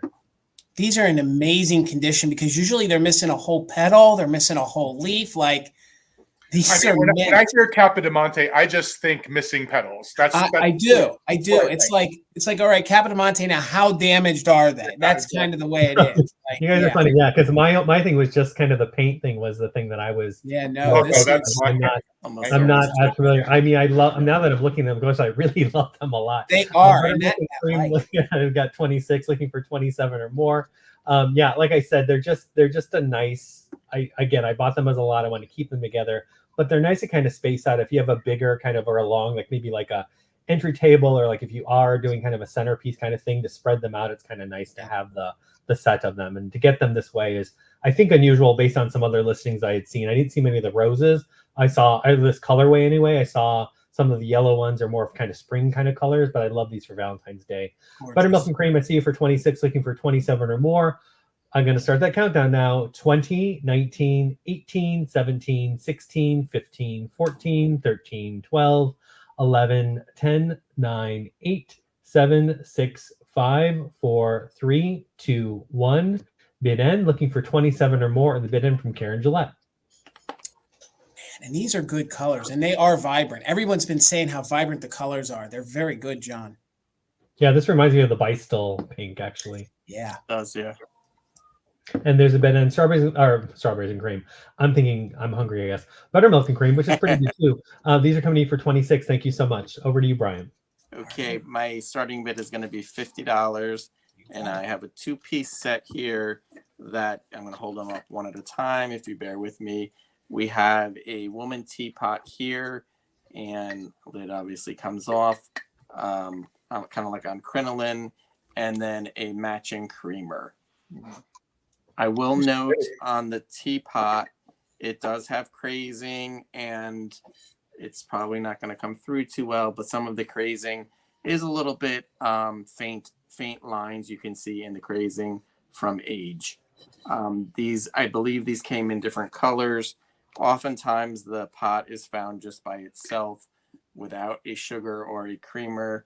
This particular set that I have does not have the sugar either. It just has the creamer. They are marked Japan, but they do not have a maker on them. She's pretty. I like it. No chips, cracks, or breaks on either of the pieces. But again, there is some crazing on the teapot itself. And go ahead, Jason. She's a light pink, right? Okay. She's a light pink. That's why I brought her for Valentine's Day. Gotcha. She could mix in well with your pieces. It's kind of like the crazing, similar to sometimes you see on the cookie jars. It's not as bad as when it gets really deep and dark, but I just do want to note that it does have some. It doesn't really seem like it's coming through too well. I apologize. She's gorgeous. You're right, Bill. This is so pretty. This would match so many different pieces, even if you had like the praying, ladies, and you collected that, even if you did some of the fine porcelain pieces that are very fussy, very Victorian, this would fit with it. A little dusty on the inside of the bottom still, so this was displayed at one point. But you could put her right next to your dainty miss too, because that can look kitsch as well. Agreed. I mean, that voluminous dress she has on is awesome. Yeah, I believe it's described as crinoline. Okay, yeah. In the descriptions that I've seen. But I know we got stuff to do, and we're at the 10 o'clock hour, so let's keep it moving, guys. All right. Well, we will have a recap, gang. So we will have a recap. So $25 on my next item, and I've been selling off some of the art that I found. This is very mid-century feeling. Okay, I cannot find who the artist is. Most of them are signed in the back from this Engelberg. It's this Engelberg sea green. Okay, now it is oil on canvas. It definitely I thought it fit my theme for the evening because it definitely has very mid-century kind of spacey kind of feels to it. And it's a really nice size. The only condition issue is it's in a metal frame and there is a little scuff to the one part. So there's a little scuff. See if I can show you right here. Just a little tiny scuff right there, but that could be easily touched up. So Taylor, thank you. I see you for 30. The measurements on this, it's 20.5 by 10.5. So it's a very nice size. It's a very narrow piece. The way it's supposed to be hung is the way I'm holding it. You can see they were very adamant about even putting an arrow up, but I'm sure if you wanted to, no one's going to judge you. You could sit it like this, okay? But again, it's very, very abstract, very mid-century. It's very thickly painted, and Tina was an art major, and she confirmed that it is on canvas and it is oil paint. So there is a texture to it. You don't want to feel it, but you can see it. And the picture itself is in very good condition. Sometimes the thick oil paint can, flake or crack. There's no issues to that at all. The only condition is there's a light little scratch to the black frame, which you could reframe this or touch that up. So again, I cannot find anything about the artist, although every piece that I bought was very mid-century, and it came from a gallery in Camp Hill, Pennsylvania. So there must have been a show, and somebody bought a few, or it was his. I don't know, but as you've seen my reels, you've seen that I've been selling other pieces like this. So I have one or two more, but tonight the oranges, the blues, the blacks, you can see all that. Let me get in very close so you can see.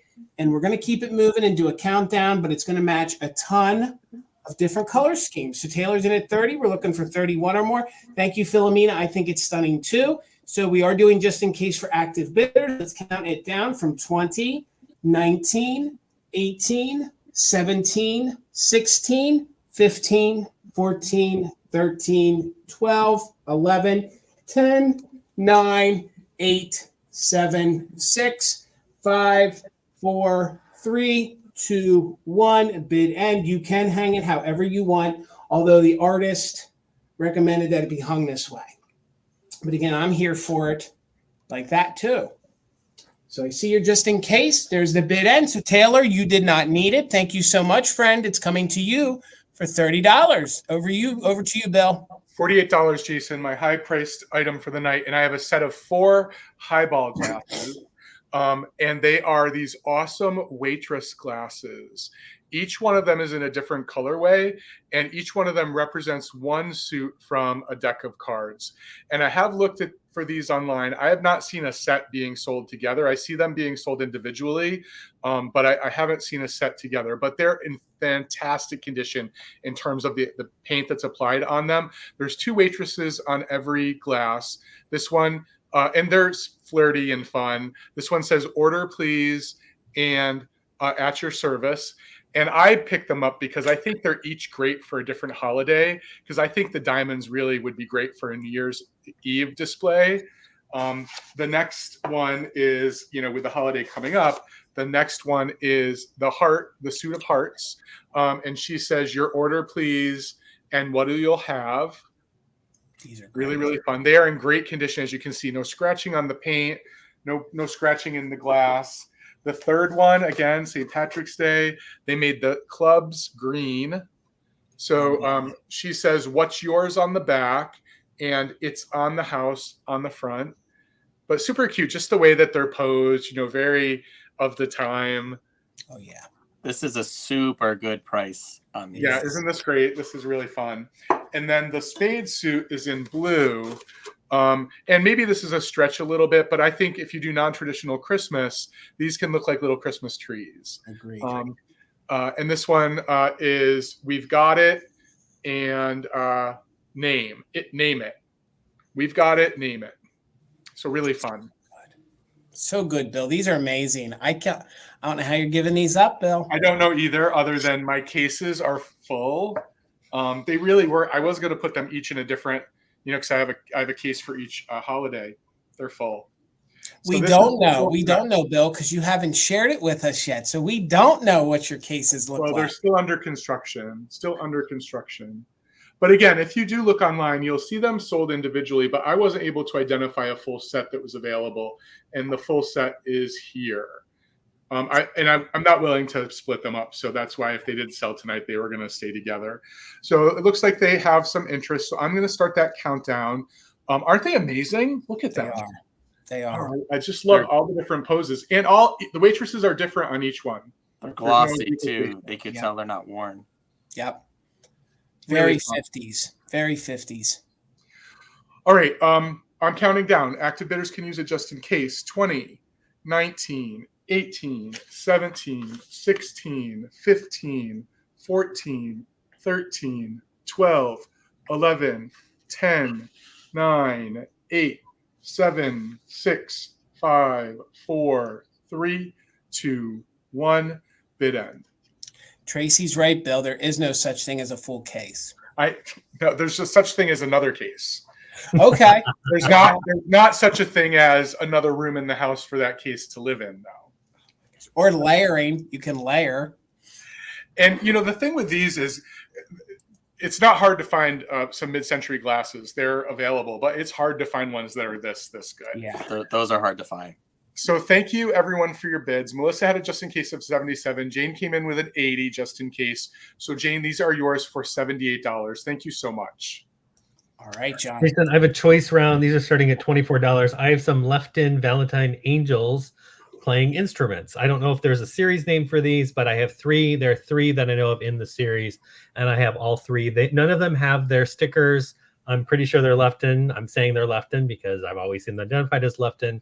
And they are all about the same size, 4.5 by 2.25 inches wide, or 2.5 inches wide. The first one is playing the harp. He does have a neck repair, and I know that because I repaired his head that had fallen off when I had gotten them, and they shipped to me, and he was headless. But I think I did a pretty good job. I don't see any. But just so you know, his head was reattached, but I did a very good job, if I say so myself. Beth, I see you in at 24, looking for 25 or more. So that's your first choice.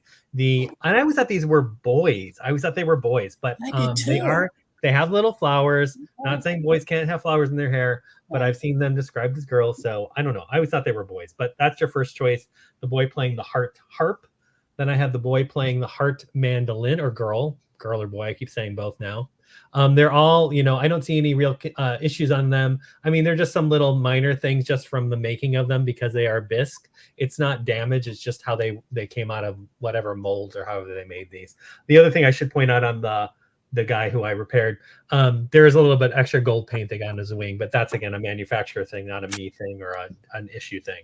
And then finally, get a brunette, which I always like have a brunette in the bunch, and they're playing the fiddle or the violin. So that's your third choice. The fiddle or violin, again, these are all bisque made by Lefton, 3 in the series. The harp or the little mandolin or guitar, however you want to think about it. So Beth's in at 24. These are on choice, so looking for 25 or more. I'll put them on should I put them on a board? I don't know. I don't know that I trust myself on a board. I hate doing a board. I hate doing a board. So here's the 2 kind of blonde ones. I love the one that has its eyes closed because that seems very harp-like to me. And then the little violin. So Beth's in at 24, looking for 25 or more. The only flowers I get they have. That's true. That's a good point. Yeah. Beth, you want to use just in case if you want to protect your bid as I start that countdown now. 25 or more. 20, 19, 18. Any issues on the violin one? No issues. Again, sometimes it's hard to find them separately, and that's why I wasn't selling them as a set. The only one that I honestly, because I repaired them myself, was the one with a little harp. But again, I mean, I did a good job, I think. So, but you know that he or she's been through some stuff. Buttermilk and Cream's in at 25, looking for 26 or more. Beth, I see it at 27. I'm going to start that countdown now, looking for 28 or more. 20, 19, 18, 17, 16, 15, 14, 13, 12, 11, 10, 9, 8, 7, 6, 5, 4, 3, 2, 1. Bid end. So we're looking for 29 or more, or the bid end from Karen Gillette. I can only show 2 at a time. I'm just not that. Hey, juggle it, John. Just juggle it. You're doing fine. I know. It's gonna end in tears.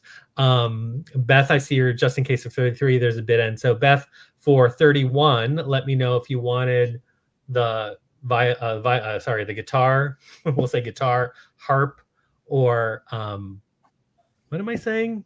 Violin. I was doing so well. Violin, guitar, or harp. You got it. Violin, guitar, or harp, and then I will watch to see if any are left. Buttermilk and Cream, you'll be right behind. Thank you so much. All right, Brian. My start's going to be $20, and it is a choice. Okay. I have salt and pepper shakers. I've seen these described as redware.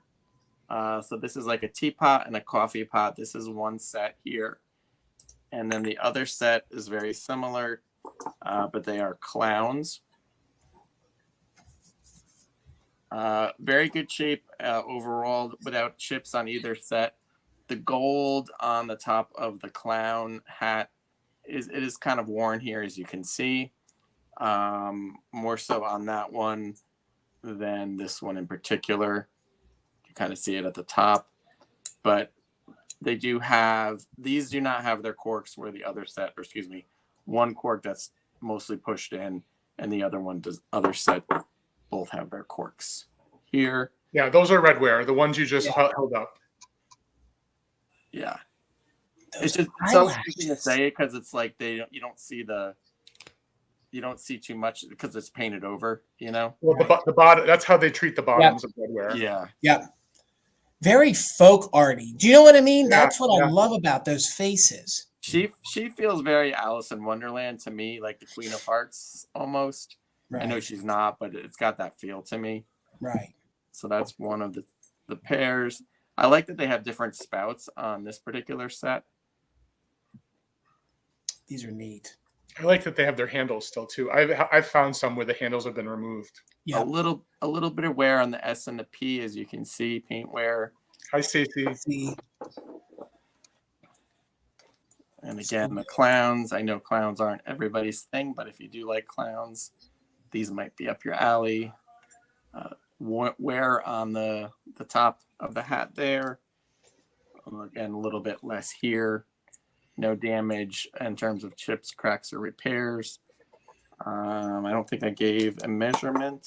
You know, if you bought both of these sets, you could mix and match these, I think. I think you could mix and match them. You definitely could. From the top of the handle, it's about 3.5 inches tall. Would you think these are from the late 40s? Tracy wants to know. 40s? A good question. I always kind of thought they were more 50s, but they could be 40s. In the redware I've collected, yeah, it's somewhere in that early 50s. It's somewhere in that early 50s. Could be late 40s. Yeah. But I'm amazed it has all the paint on, because you find some of these and like the whole cheek is completely missing. Falling off. I think she's the best, to be honest. If I were to pick one, like her eyes are so huge. She's very surprised. She is. They are great. They are. And then I'll show the clowns one more time, and we can keep it moving. Look at that nose on him. They will be coming back. Profile. Oh, these are so fun. Well, let's keep it moving, guys. All right. My next item is going to start at $20. It's in overall good condition. It's technically unused, but I don't think somebody stored it properly. So for $20, keeping with my space theme, you can see right here, there's just a little ripple to it, okay? There's like a little ripple, and it just bent it down just a little bit here on the side, okay? But it opens well. It's in very good condition. You can hear something moving. It still has the watercolors on the inside, but they've become detached from the card, okay? It even has its original paintbrush in here. So $20 if anybody's interested. You can see that the color is in very good condition, light scuffing. People have said in a lot of the descriptions on this that this is from the 50s or the 60s. I believe this is probably the early 1960s. It does have a name on it here. You can see it's stamped, and this is made of tin. And it says on there, it's Transographed Company, and it's a Walt Disney production. So the tin measures about 4.5 by 5 3/4. So I'm going to easily open it to show you guys that it's in very good condition on the inside. You can see it shows all those characters. It has all of its original paints in there, but they've become detached from the card. And it has what I believe is its original paintbrush. So it has everything. And this is the old wooden one. I'm trying to see if it had a name on it. It does, but I can't read it. The font is way too small. So you can see it does have a name on it. So Timmy, I see you in at 20. Tracy, I see you in at 22. So you get what I believe is the original paintbrush. And then that here where my finger is, that's a cardboard insert, and all the watercolors are then glued to it. So, but this is actually paint. It is part of the tin. So it is the lithograph on the top there. So other than that little bit of ripple to it, it closes well. Thank you, Timmy. I see you in at 24. Tracy's in at 25. You can see that it isn't really, rusty, scuffed up, no issues. It lays fine. It's just that however somebody stored it, it got a little bit of heaviness on it right there. And then it does say that it is A and P down here. It says approved product. So that must have been like a child safety for them back then. But it's just this cool graphic. You have Donald and Mickey heading off to the spaceship to go, up to outer space, which it was at space age. So pardon me, let's go ahead and count it down. We are looking for 27 or more. Timmy's in at 26. Use those just in cases. As far as I know, it's fully complete. Some of those watercolors did become detached, but I counted them. They're all in there. So they're all accounted for. 28 or more, counting down from 20, 19, 18, 17, 16, 15, 14, 13, 12, 11, 10, 9, 8, 7, 6, 5, 4, 3, 2, 1. Bid end. Look at those atomic stars there. Like, this isn't child for me. This is adult here. Yeah. With these graphics. I mean, this is. And just think about that cardboard insert. If it had been used, that would have been destroyed because it's cardboard, right? Agreed. Would have gotten wet and whatnot. Plus that paintbrush. So there's our bid end. Thank you all for the bids. I see Timmy's just in case, but Tracy got in there with a 34. So Tracy, congratulations. It's been a minute. It's coming to you for $34. All right, Bill. Okay, this is our last real actual round before our quick claims and our recap. I have choice at $20, Jason. All right. And I have two of these with different designs. I have these, and you know me and my wall art, my gallery walls. If you want some Valentine's beautiful framed Victorian die cut calling cards, they're 3-dimensional, as you can see. These are framed in a shadow box with a glass frame on the front. They are 3-dimensional. This is a little card with a boy holding flowers. He's sitting on a rock, probably waiting for his sweetheart to come by. And it's just super good. The frame is weathered. I don't know when it was framed, but you can see that there's patina on the frame. The back tells us that it was framed quite a while ago, although the paper is intact. But it is crumbly, and it has like one of those, to me, the 1960s 70s loops on it. So at some point maybe somebody put these Victorian cards in these shadow boxes. So this is the first one, and they're a nice little size to tuck in, even if you were just to put it on a shelf or to hang it over another display. They are 6 inches across, 5 inches tall. So the first choice is the little boy. The second choice, if anyone is interested, same size, same material, but it's a little couple. And it looks to me like he's hugging her around the waist, and it looks like he might be picking her up off the ground as well. But really, really cute. And it looks to be like 3 to 4 layers thick of die cuts. And these are the ones that would have come flat. And you can see down here, there's a piece that folded down to sort of make it a 3D. What do you call those books? A pop-up book.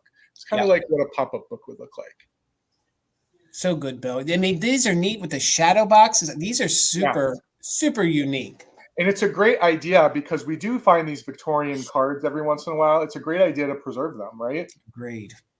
So, and I love the fact that they're turn of the century, but then somebody in the mid-century loved them enough to. It's kind of just keeps on going. Yeah. They definitely are mid-century frames. So there's a choice between the boy and the girl. I'm going to count it down. So we're looking for 21 or more for choice. 20, 19, 18, 17, 16, 15, 14, 13, 12, 11, 10, 9, 8, 7, 6, 5, 4, 3, 2, 1. Bid end. And someone said Alice in Wonderland earlier. Actually, Brian's teapot kind of reminded me of that too. But these oversized flowers that the Victorians did, it's like such a fantasy world that they built in their art, which I love so much. So there's the bid end. Thank you both. Melissa, you have first choice at 22. Mary, you have backup at 21. We'll just claim them by boy or couple or both. And I'll watch the comments so we can move along. Thank you both. All right. My last item, Jason, is starting at $16.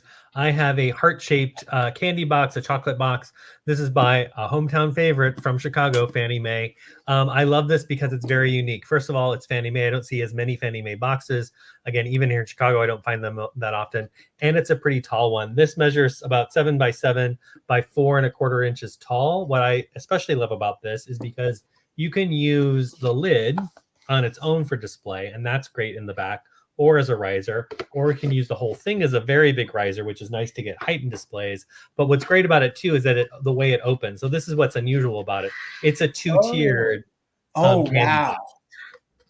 I've never seen candy. Right? Yeah, I want the candy too, but no candy. That you wouldn't want the old candy. But imagine how much they could fit in that. I know. It's a lot. Full. My I God. love this for storage too. If you collect vintage Valentines and you need a place to put them and protect them when you're not using them, this is great to have this kind of like receptacle in your collection, not just for display, but also for actual use, some sort of use beyond its original intention as a candy box that was given to someone. This is newer. I would say newer, like I would say this is like late 80s, 90s. It has a made in China sticker on the bottom. And there is some kind of like, whatever treatment they use to apply the kind of design to it. There's some rippling in the bottom, but that's just on the bottom. The rest of it's in great condition. So just a $16 start on the Fanny May candy box. You got it. Karen's in. Karen, I see you in at 16 looking for 17 or more. I'll show you one more time. Again, 7x7, about 4¼ inches tall. Great, again, for just the height of display, and because it has that nice kind of floral design carried all around it. You don't often see the designs of the candy boxes carried along to the sides, but because of this one, the size, I think they did that. So Karen's in at 16, looking for 17 or more. 20, 19, 18, 17, 16, 15, 14, 13, 12, 11, 10, 9, 8, 7, 6, 5, 4, 3, 2, 1. Bid end, looking for 17 or more. The bid end from Karen Gillette. Oh, if the whole world could taste Mama Pam's cookies. This is true. Jason, we're just fortunate people. We are. We are. Thank you so much for the bid end, Karen. Karen, this is coming to you for 16. Thank you. All right, Brian. My final item is $20 start. Got it. And I have a vase here with amberina coloring at the top going down to yellow. It is 8 inches tall, very good condition, no damage or cracks or breaks or chips. I do not know the maker. I saw it attributed to so many different makers, from Indiana glass to Kanawha to what else was the other one? West Virginia glass and similar things. So I do not know which it would be. I don't think other people knew exactly either. So maybe they were just guessing in their determination. So I am not going to lay claim to any particular brand whatsoever. But in that vein of those makers, it could be one of those. It is hobnail with small hobnails in the neck, and then it goes down to larger hobnails at the bottom. I only gave you the height. Let me do a quick base here. The base is about 4.5 inches in diameter. So looking for $20 start bid on this particular piece. Good shape overall. Great for coming up into spring with the yellow, but also could work into the fall as well, based on the orange at the top here. And I believe that would glow, right? I'm pretty sure that does glow. You know, I was hoping you weren't going to call me out, Jason. My battery died earlier. I think it does, though. It does. I'm almost certain. Way to help, Bill. I'm pretty sure that it does glow because I've sold this before. Yeah. I was like, I know someone's going to ask if it glowed. And when I tried, it's like, click, nope, not working anymore. Need a new battery.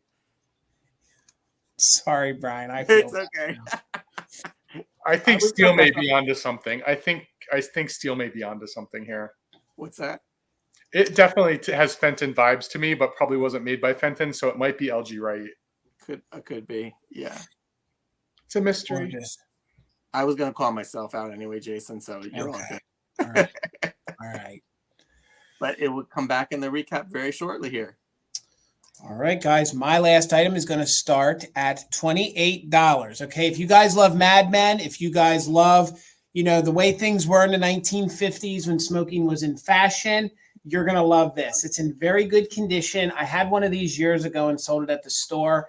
It's not often that you find these in good working condition. Now, there is a patina to it. I believe that part of it is brass and part of it is metal. It needs a good polishing, but there are no dents to it. It is this gorgeous globe, and it is actually a cigarette holder. So what you do is it pops open like that, and that would have held your cigarette. So it's very Mad Men. A lot of times this doesn't even click anymore. That doesn't even hold anymore. Please note there is some pitting to it. It is going to need a good polish, okay? But by today's standards, this now becomes a desk caddy, okay? So this is a twofer. So now we know how old this is. This is from 1950. This was actually a giveaway by Leroy Foods Incorporated in Brooklyn, New York. It was the Dairy Industries Exposition, October 1950. So I could just see like all these high executives like getting presented this at the dinner or something. And this goes great with anything space related. So if you have the Spaceman bottles, but please note, this is going to need a polishing. This is the way I found it, untouched. But these are getting really hard to find, and they're getting hard to find that they're in functional condition. So it is the globe. I just want you guys to see it is going to need a very good polishing. I would leave it the way it is. And again, this one's even more special because we can actually date it and know when it's from. There is a little bit of paint wear to the bottom. I believe that this is all like a tin that has like a coating on it, like they did the electrolyte coat, pardon me, to it. They used to electrify the metal and then they would put the color on it, and that's how it would stick to it. So if you clean it too hard, it pulls the color off. So, and there's no way to redo that. That's a lot of 50s lamps and things. If you've seen this come off, you can almost clean it off. But that I would leave. No issues to that, but I do believe the globe part is brass and could be polished up. So measurements, it's about 5.5 inches tall. Gorgeous mid-century Madmen cigarette holder. They don't make them like this anymore. So let's count it down. Melissa is in at 32. We're looking for 34 or more. And Kim's going to be the bid ender. So 20, 19, 18, 17, 16, 15, 14, 13, 12, 11, 10, 9, 8, 7, 6, 5, 4, 3, 2, 1. Bid end. It has a patina. I'm sure that it can be cleaned, but I have not touched it or done anything to it, but it's in very good condition. So, and the one I had, the lid was falling off. So the lid was completely falling off and you could not get it to click. There's our bid end. Thank you, Kim. So with Karen's just in case and Melissa's just in case, Melissa, it's yours for $48. Thank you all for the bids. Fellas, we did it. We did it, guys. Let's get everybody back in order the way we started out. All right. Do we want to do the recap or do the quick claims, Bill? Recap first? Either one. So let's do the recap. Yeah. So what we'll do now is we'll go one by one, everyone. If you weren't here earlier, you wanted some time to think about it, we're going to quickly show every item that wasn't claimed earlier.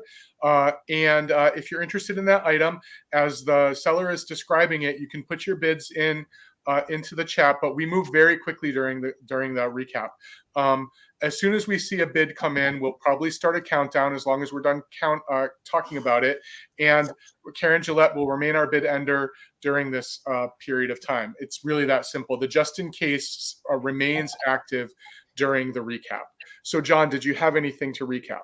I do. So I have the little boy and girl felt ornaments. These are about 3 by 2, give or take a little bit. These were 26. I will do them for 22 in the recap. So if you wanted this put couple 22, I had those. And then I had my very good neck repaired left in playing the harp figurine. He was 24, I believe I started. He's going to stay at 24. You can put harp 24 if you wanted him. And those were my 2 items that I'm recapping. And I'll also mention that we do have a quick claim round coming up after the recap. And yes, Buttermilk, John did get you for the violin. He did get you for the violin. You're good. All right. My first item recap was this vinyl Poodle purse, little handbag. It has a little bit of aging on the back, particularly where it was resting down on the seams. And then on the front, it had just a little lighter spot for some reason. So this was $15 on that piece there. Let's see, what else did I have here? We just showed these a few minutes ago. Both sets are $20 each, and you can have clowns or the male and the female. So we're looking for $20 on that set. And I had $50 on the creamer and the lady teapot here with the crinoline dress. It does have some crazing on it, but no chips, cracks, or damage to it. And I feel like, this, which you just showed a few minutes ago, $20 on the vase here. And I think those are my recap items.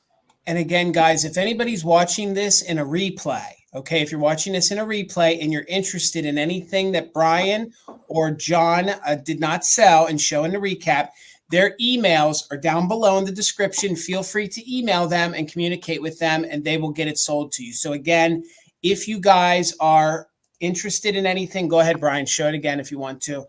Interested in anything, and how much was the teapot? Trina wants to know again. $50 for the set. You get the creamer and the teapot itself. And guys, feel free to email them.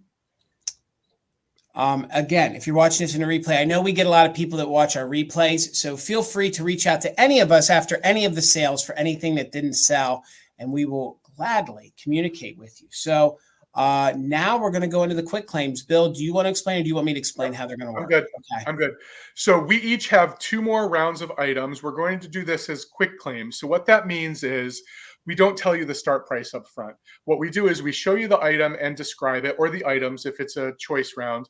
We describe the items, then we tell you what the price for the items will be, and it's a fixed price. This is not bidding. It's a fixed price. So if the item is $10, that's how much it is. Then we will tell you a letter from the alphabet. And this is why we call it the quick claim.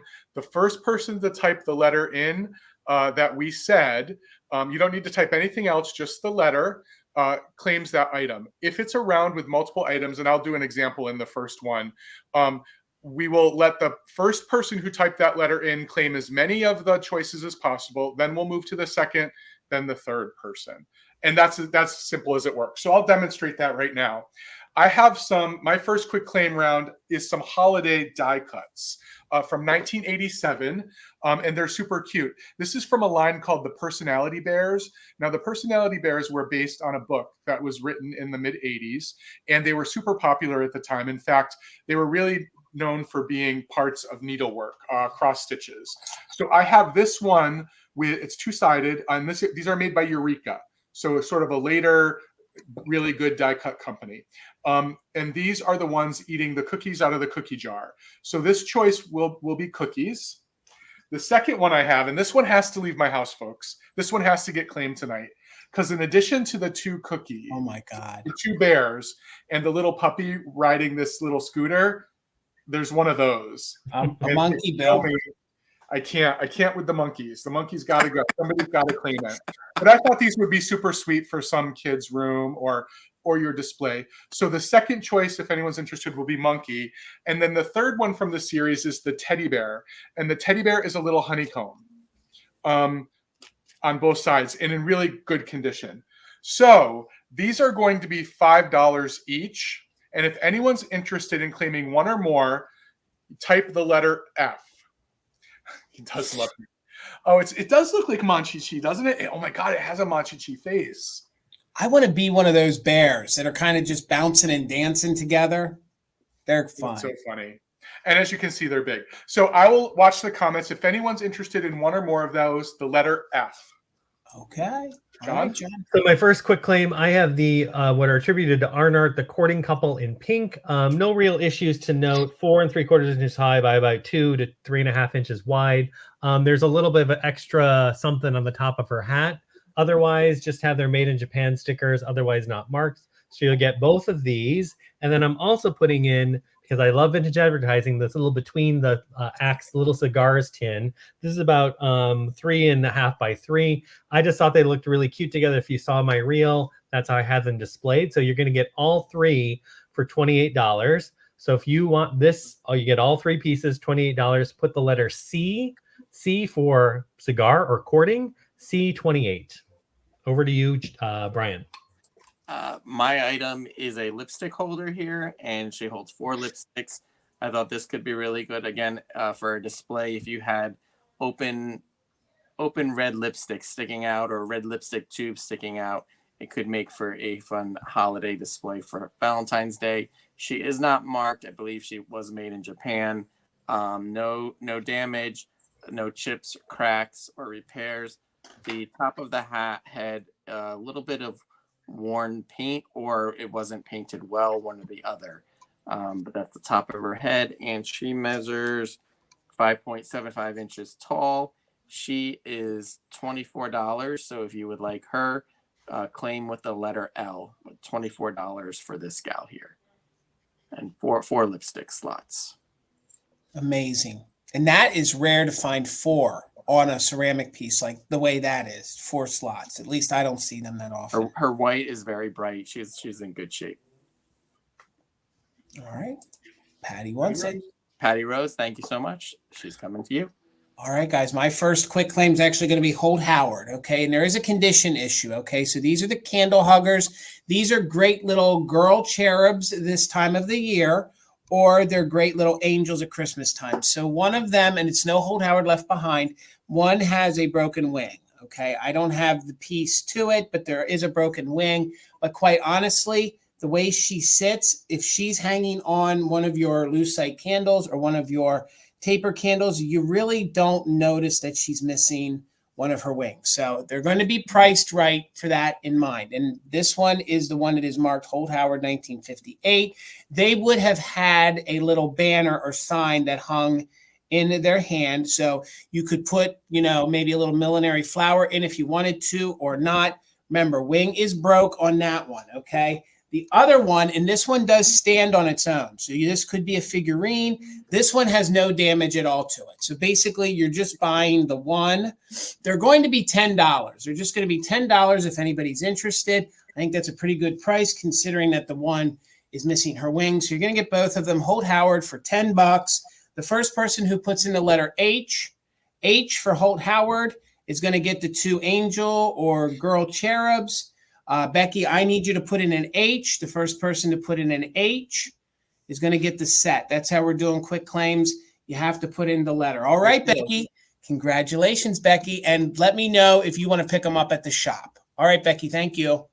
And those are part of a set. So they would have come with candle holders as well. Yes. If anyone's interested, I have several sets of those candle holders. I was waiting to find a pair of those, and Jason didn't tell me he had them. So if anyone wants the candle holders, let me know. And also, just a reminder, if anyone claimed anything from us tonight and we don't have your information, meaning we haven't worked with you before, we need your YouTube screen name, your real name, your email address, and something else I can't remember. Your mailing address. Yeah. Yep, your mailing address. All right, my last round is also, I have 3 of the same. I have more die cuts, and they're pretty spectacular. In fact, I kept a few for myself, and I used them in a display today. They are these amazing pink sort of background die cuts.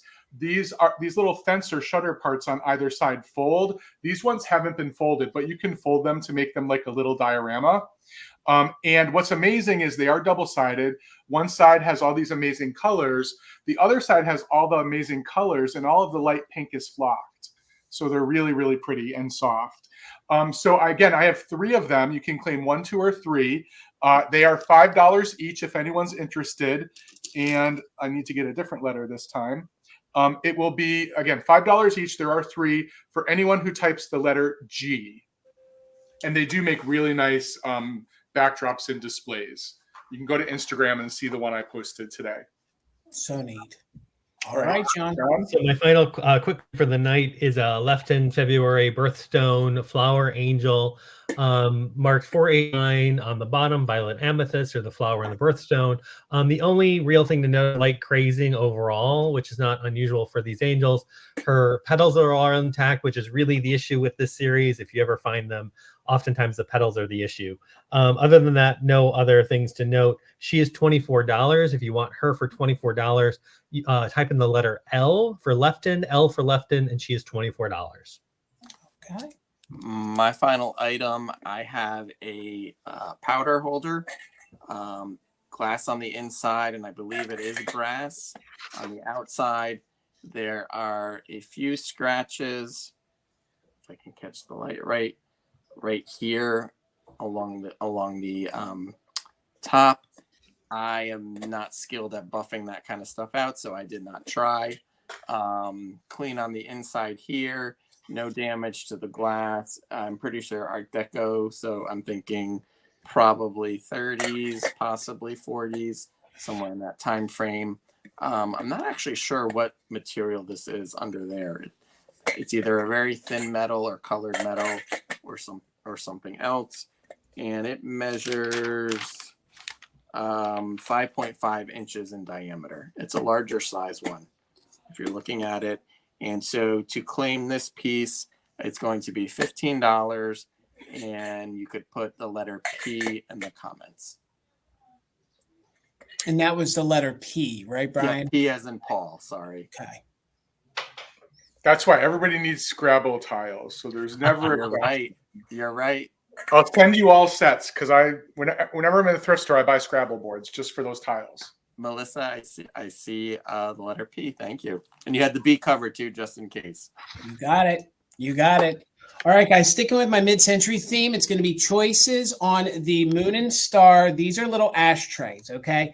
But these make great little jewelry holders. They make great little gum catchers. They make great little pin holders. So they're just these small little egg-shaped dishes, and they do have the little divots for the ashtray. So they are the Moon and Star, and there you can see the pattern right there. They are in perfect condition. No chips, no cracks. They are in the gorgeous honey amber. They're just going to be $10 each. Okay, $10 each on these, and the first person can take one or two. So they're going to be $10 each. The first person that puts in the letter M, as in moon, gets choice. See how it all came together? I had Moon and Star. I was selling space things. Yeah, look. Jason They're like gets here. an A+. Woo, look at me bringing it all together. So, all right, Laura, thank you so much. You're the first one. You need to just let me know. Are you interested in one or two? Again, they make great little dishes. All right, they're both yours. All right, fellas, we did it. Hold on, let's get everybody up here. Guys, thank you so much for hanging out with us. Before we wrap everything up, like Bill said, if you guys are new, especially to John or Brian, please make sure you email them and get them all your information. They have a quick turnover. They do great with shipping. Get them your info so they can start getting you guys invoiced, okay? Thank you, Karen G, for being our official mod and bid ender. We could not do it without you. Thank you so much, Kim, for being there and assisting us and being our backup mod and bid ender. Thank you guys for all the knowledge you dropped. And before we go around and tell you where we're going to be next, please make sure you are following everybody on this screen, okay? Please make sure you're subscribed to Bill's YouTube channel. He's been putting out great content. I think he's putting out videos every 4 days. So please head over and follow him and check out his videos. Follow him over on Instagram as well. We made it really easy. Those links are in the description. Please follow John here on YouTube. Maybe we can get him to do some content in time. Follow him over on Instagram. If you guys want to get the creative juices flowing, he puts out some great displays. And of course, follow our mid-century friend, Mr. Mister himself, Brian, down there over on Instagram, because he's going to keep you in touch with his epic finds. I'm telling you guys, when he all of a sudden shows you the things that he finds, you're going to have to retie your shoes because they're going to kick off, or you're going to love to hate him like some other people maybe. So make sure you're following him. So guys, Bill, if you want to go around, tell him where you're going to be at, and then we'll wrap this up. Sure thing. So at the end of last year, Brian and I, who have overflowing basements and husbands who need us to get stuff out of the house, decided we were going to do some inventory reduction sales. So we did one last year. We're going to do another one this Sunday at 6 o'clock Eastern over on Instagram. Everything is starting at $5 or less, every single round. So you can catch us on Instagram on Sunday. All right. And I'll be back on Monday, but Jason will talk about that. So I am back over on Instagram on Monday. I am with Kristen of Bisque House Vintage on Monday night at 9 p.m. I should know my times. 9 p.m. Eastern. We are doing an all vintage advertising sale. I have a lot of Valentine's Day or red and pink packaging, not necessarily like Valentine's Day, but great for displays. Kristen and I do these sales sort of quarterly. If you love vintage advertising, print ads, packaging, tins, all sorts of stuff, tune in for that. So that's over on Instagram. I'll have a preview up probably Sunday for that. And then on Tuesday, I have an afternoon sale at 3 p.m. Eastern with my good friend Jennifer of Freckleface Finds. We are doing a Hoppy St. Patrick's Day sale. So we're doing a Eastern St. Patrick's Day sale. So I have lots of fun stuff for those holidays. That's at 3 p.m. Eastern on Tuesday. If you want or claim anything from me this evening, if you want me to keep your box open through those sales on Instagram next week, just message me after the sale so that I don't go ahead and start invoicing you. I will work on invoices starting tomorrow and through Sunday. Right. Otherwise. Yeah, as Bill was saying, Sunday is my next sale. We are bringing, we don't even know all that we're bringing yet. It's going to be quite a variety, but I'm sure there'll be glass, there'll be some kitsch. I'm sure there's likely to be a holiday piece here or there. There could be some vintage toys. Really, it's going to be a whole smorgasbord of stuff. So if you have a lot of varied interests, you're probably likely to find something. We'll both be posting, I think, at least a sneak peek of some of our items to show you, and we'll do our best to get through it all. We're gonna go for several hours and see what we get through, and that's that's my next thing. And so a few people do have boxes from my feed sale last weekend on Instagram. I'll leave them open through Sunday in case you find something on that sale. All right, everybody on the screen, we are the Valentinos. We will be back the first Friday. It is February the 2nd. So we'll do all St. Patrick's Day, and Brian's already out. That quick, he's done. So he's like, see you guys. So we'll all be back over on Instagram the first Friday, which is February the 2nd at 8 p.m. Eastern. We're doing all St. Patrick's Day.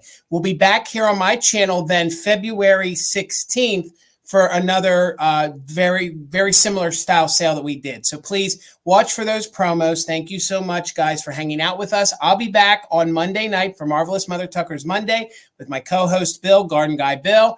It'll be our fun Monday night sale. Then I'll be back Wednesday for Fantastic Finds with the very lovely Enamour Amy. That's at 8 p.m. Eastern. Guys, thank you so much. I'm coming up on my second birthday, which is when I was transplanted. So actually, it'll be the 28th. So it'll be on Sunday. It'll be 3 years that I received a liver transplant.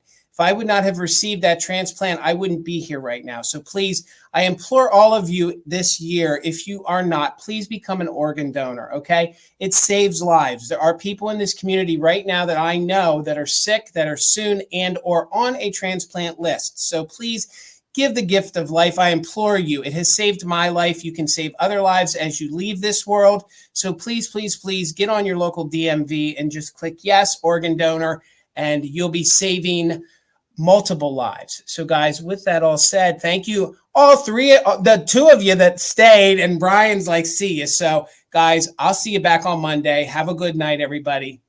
Bye. Thank you all for joining.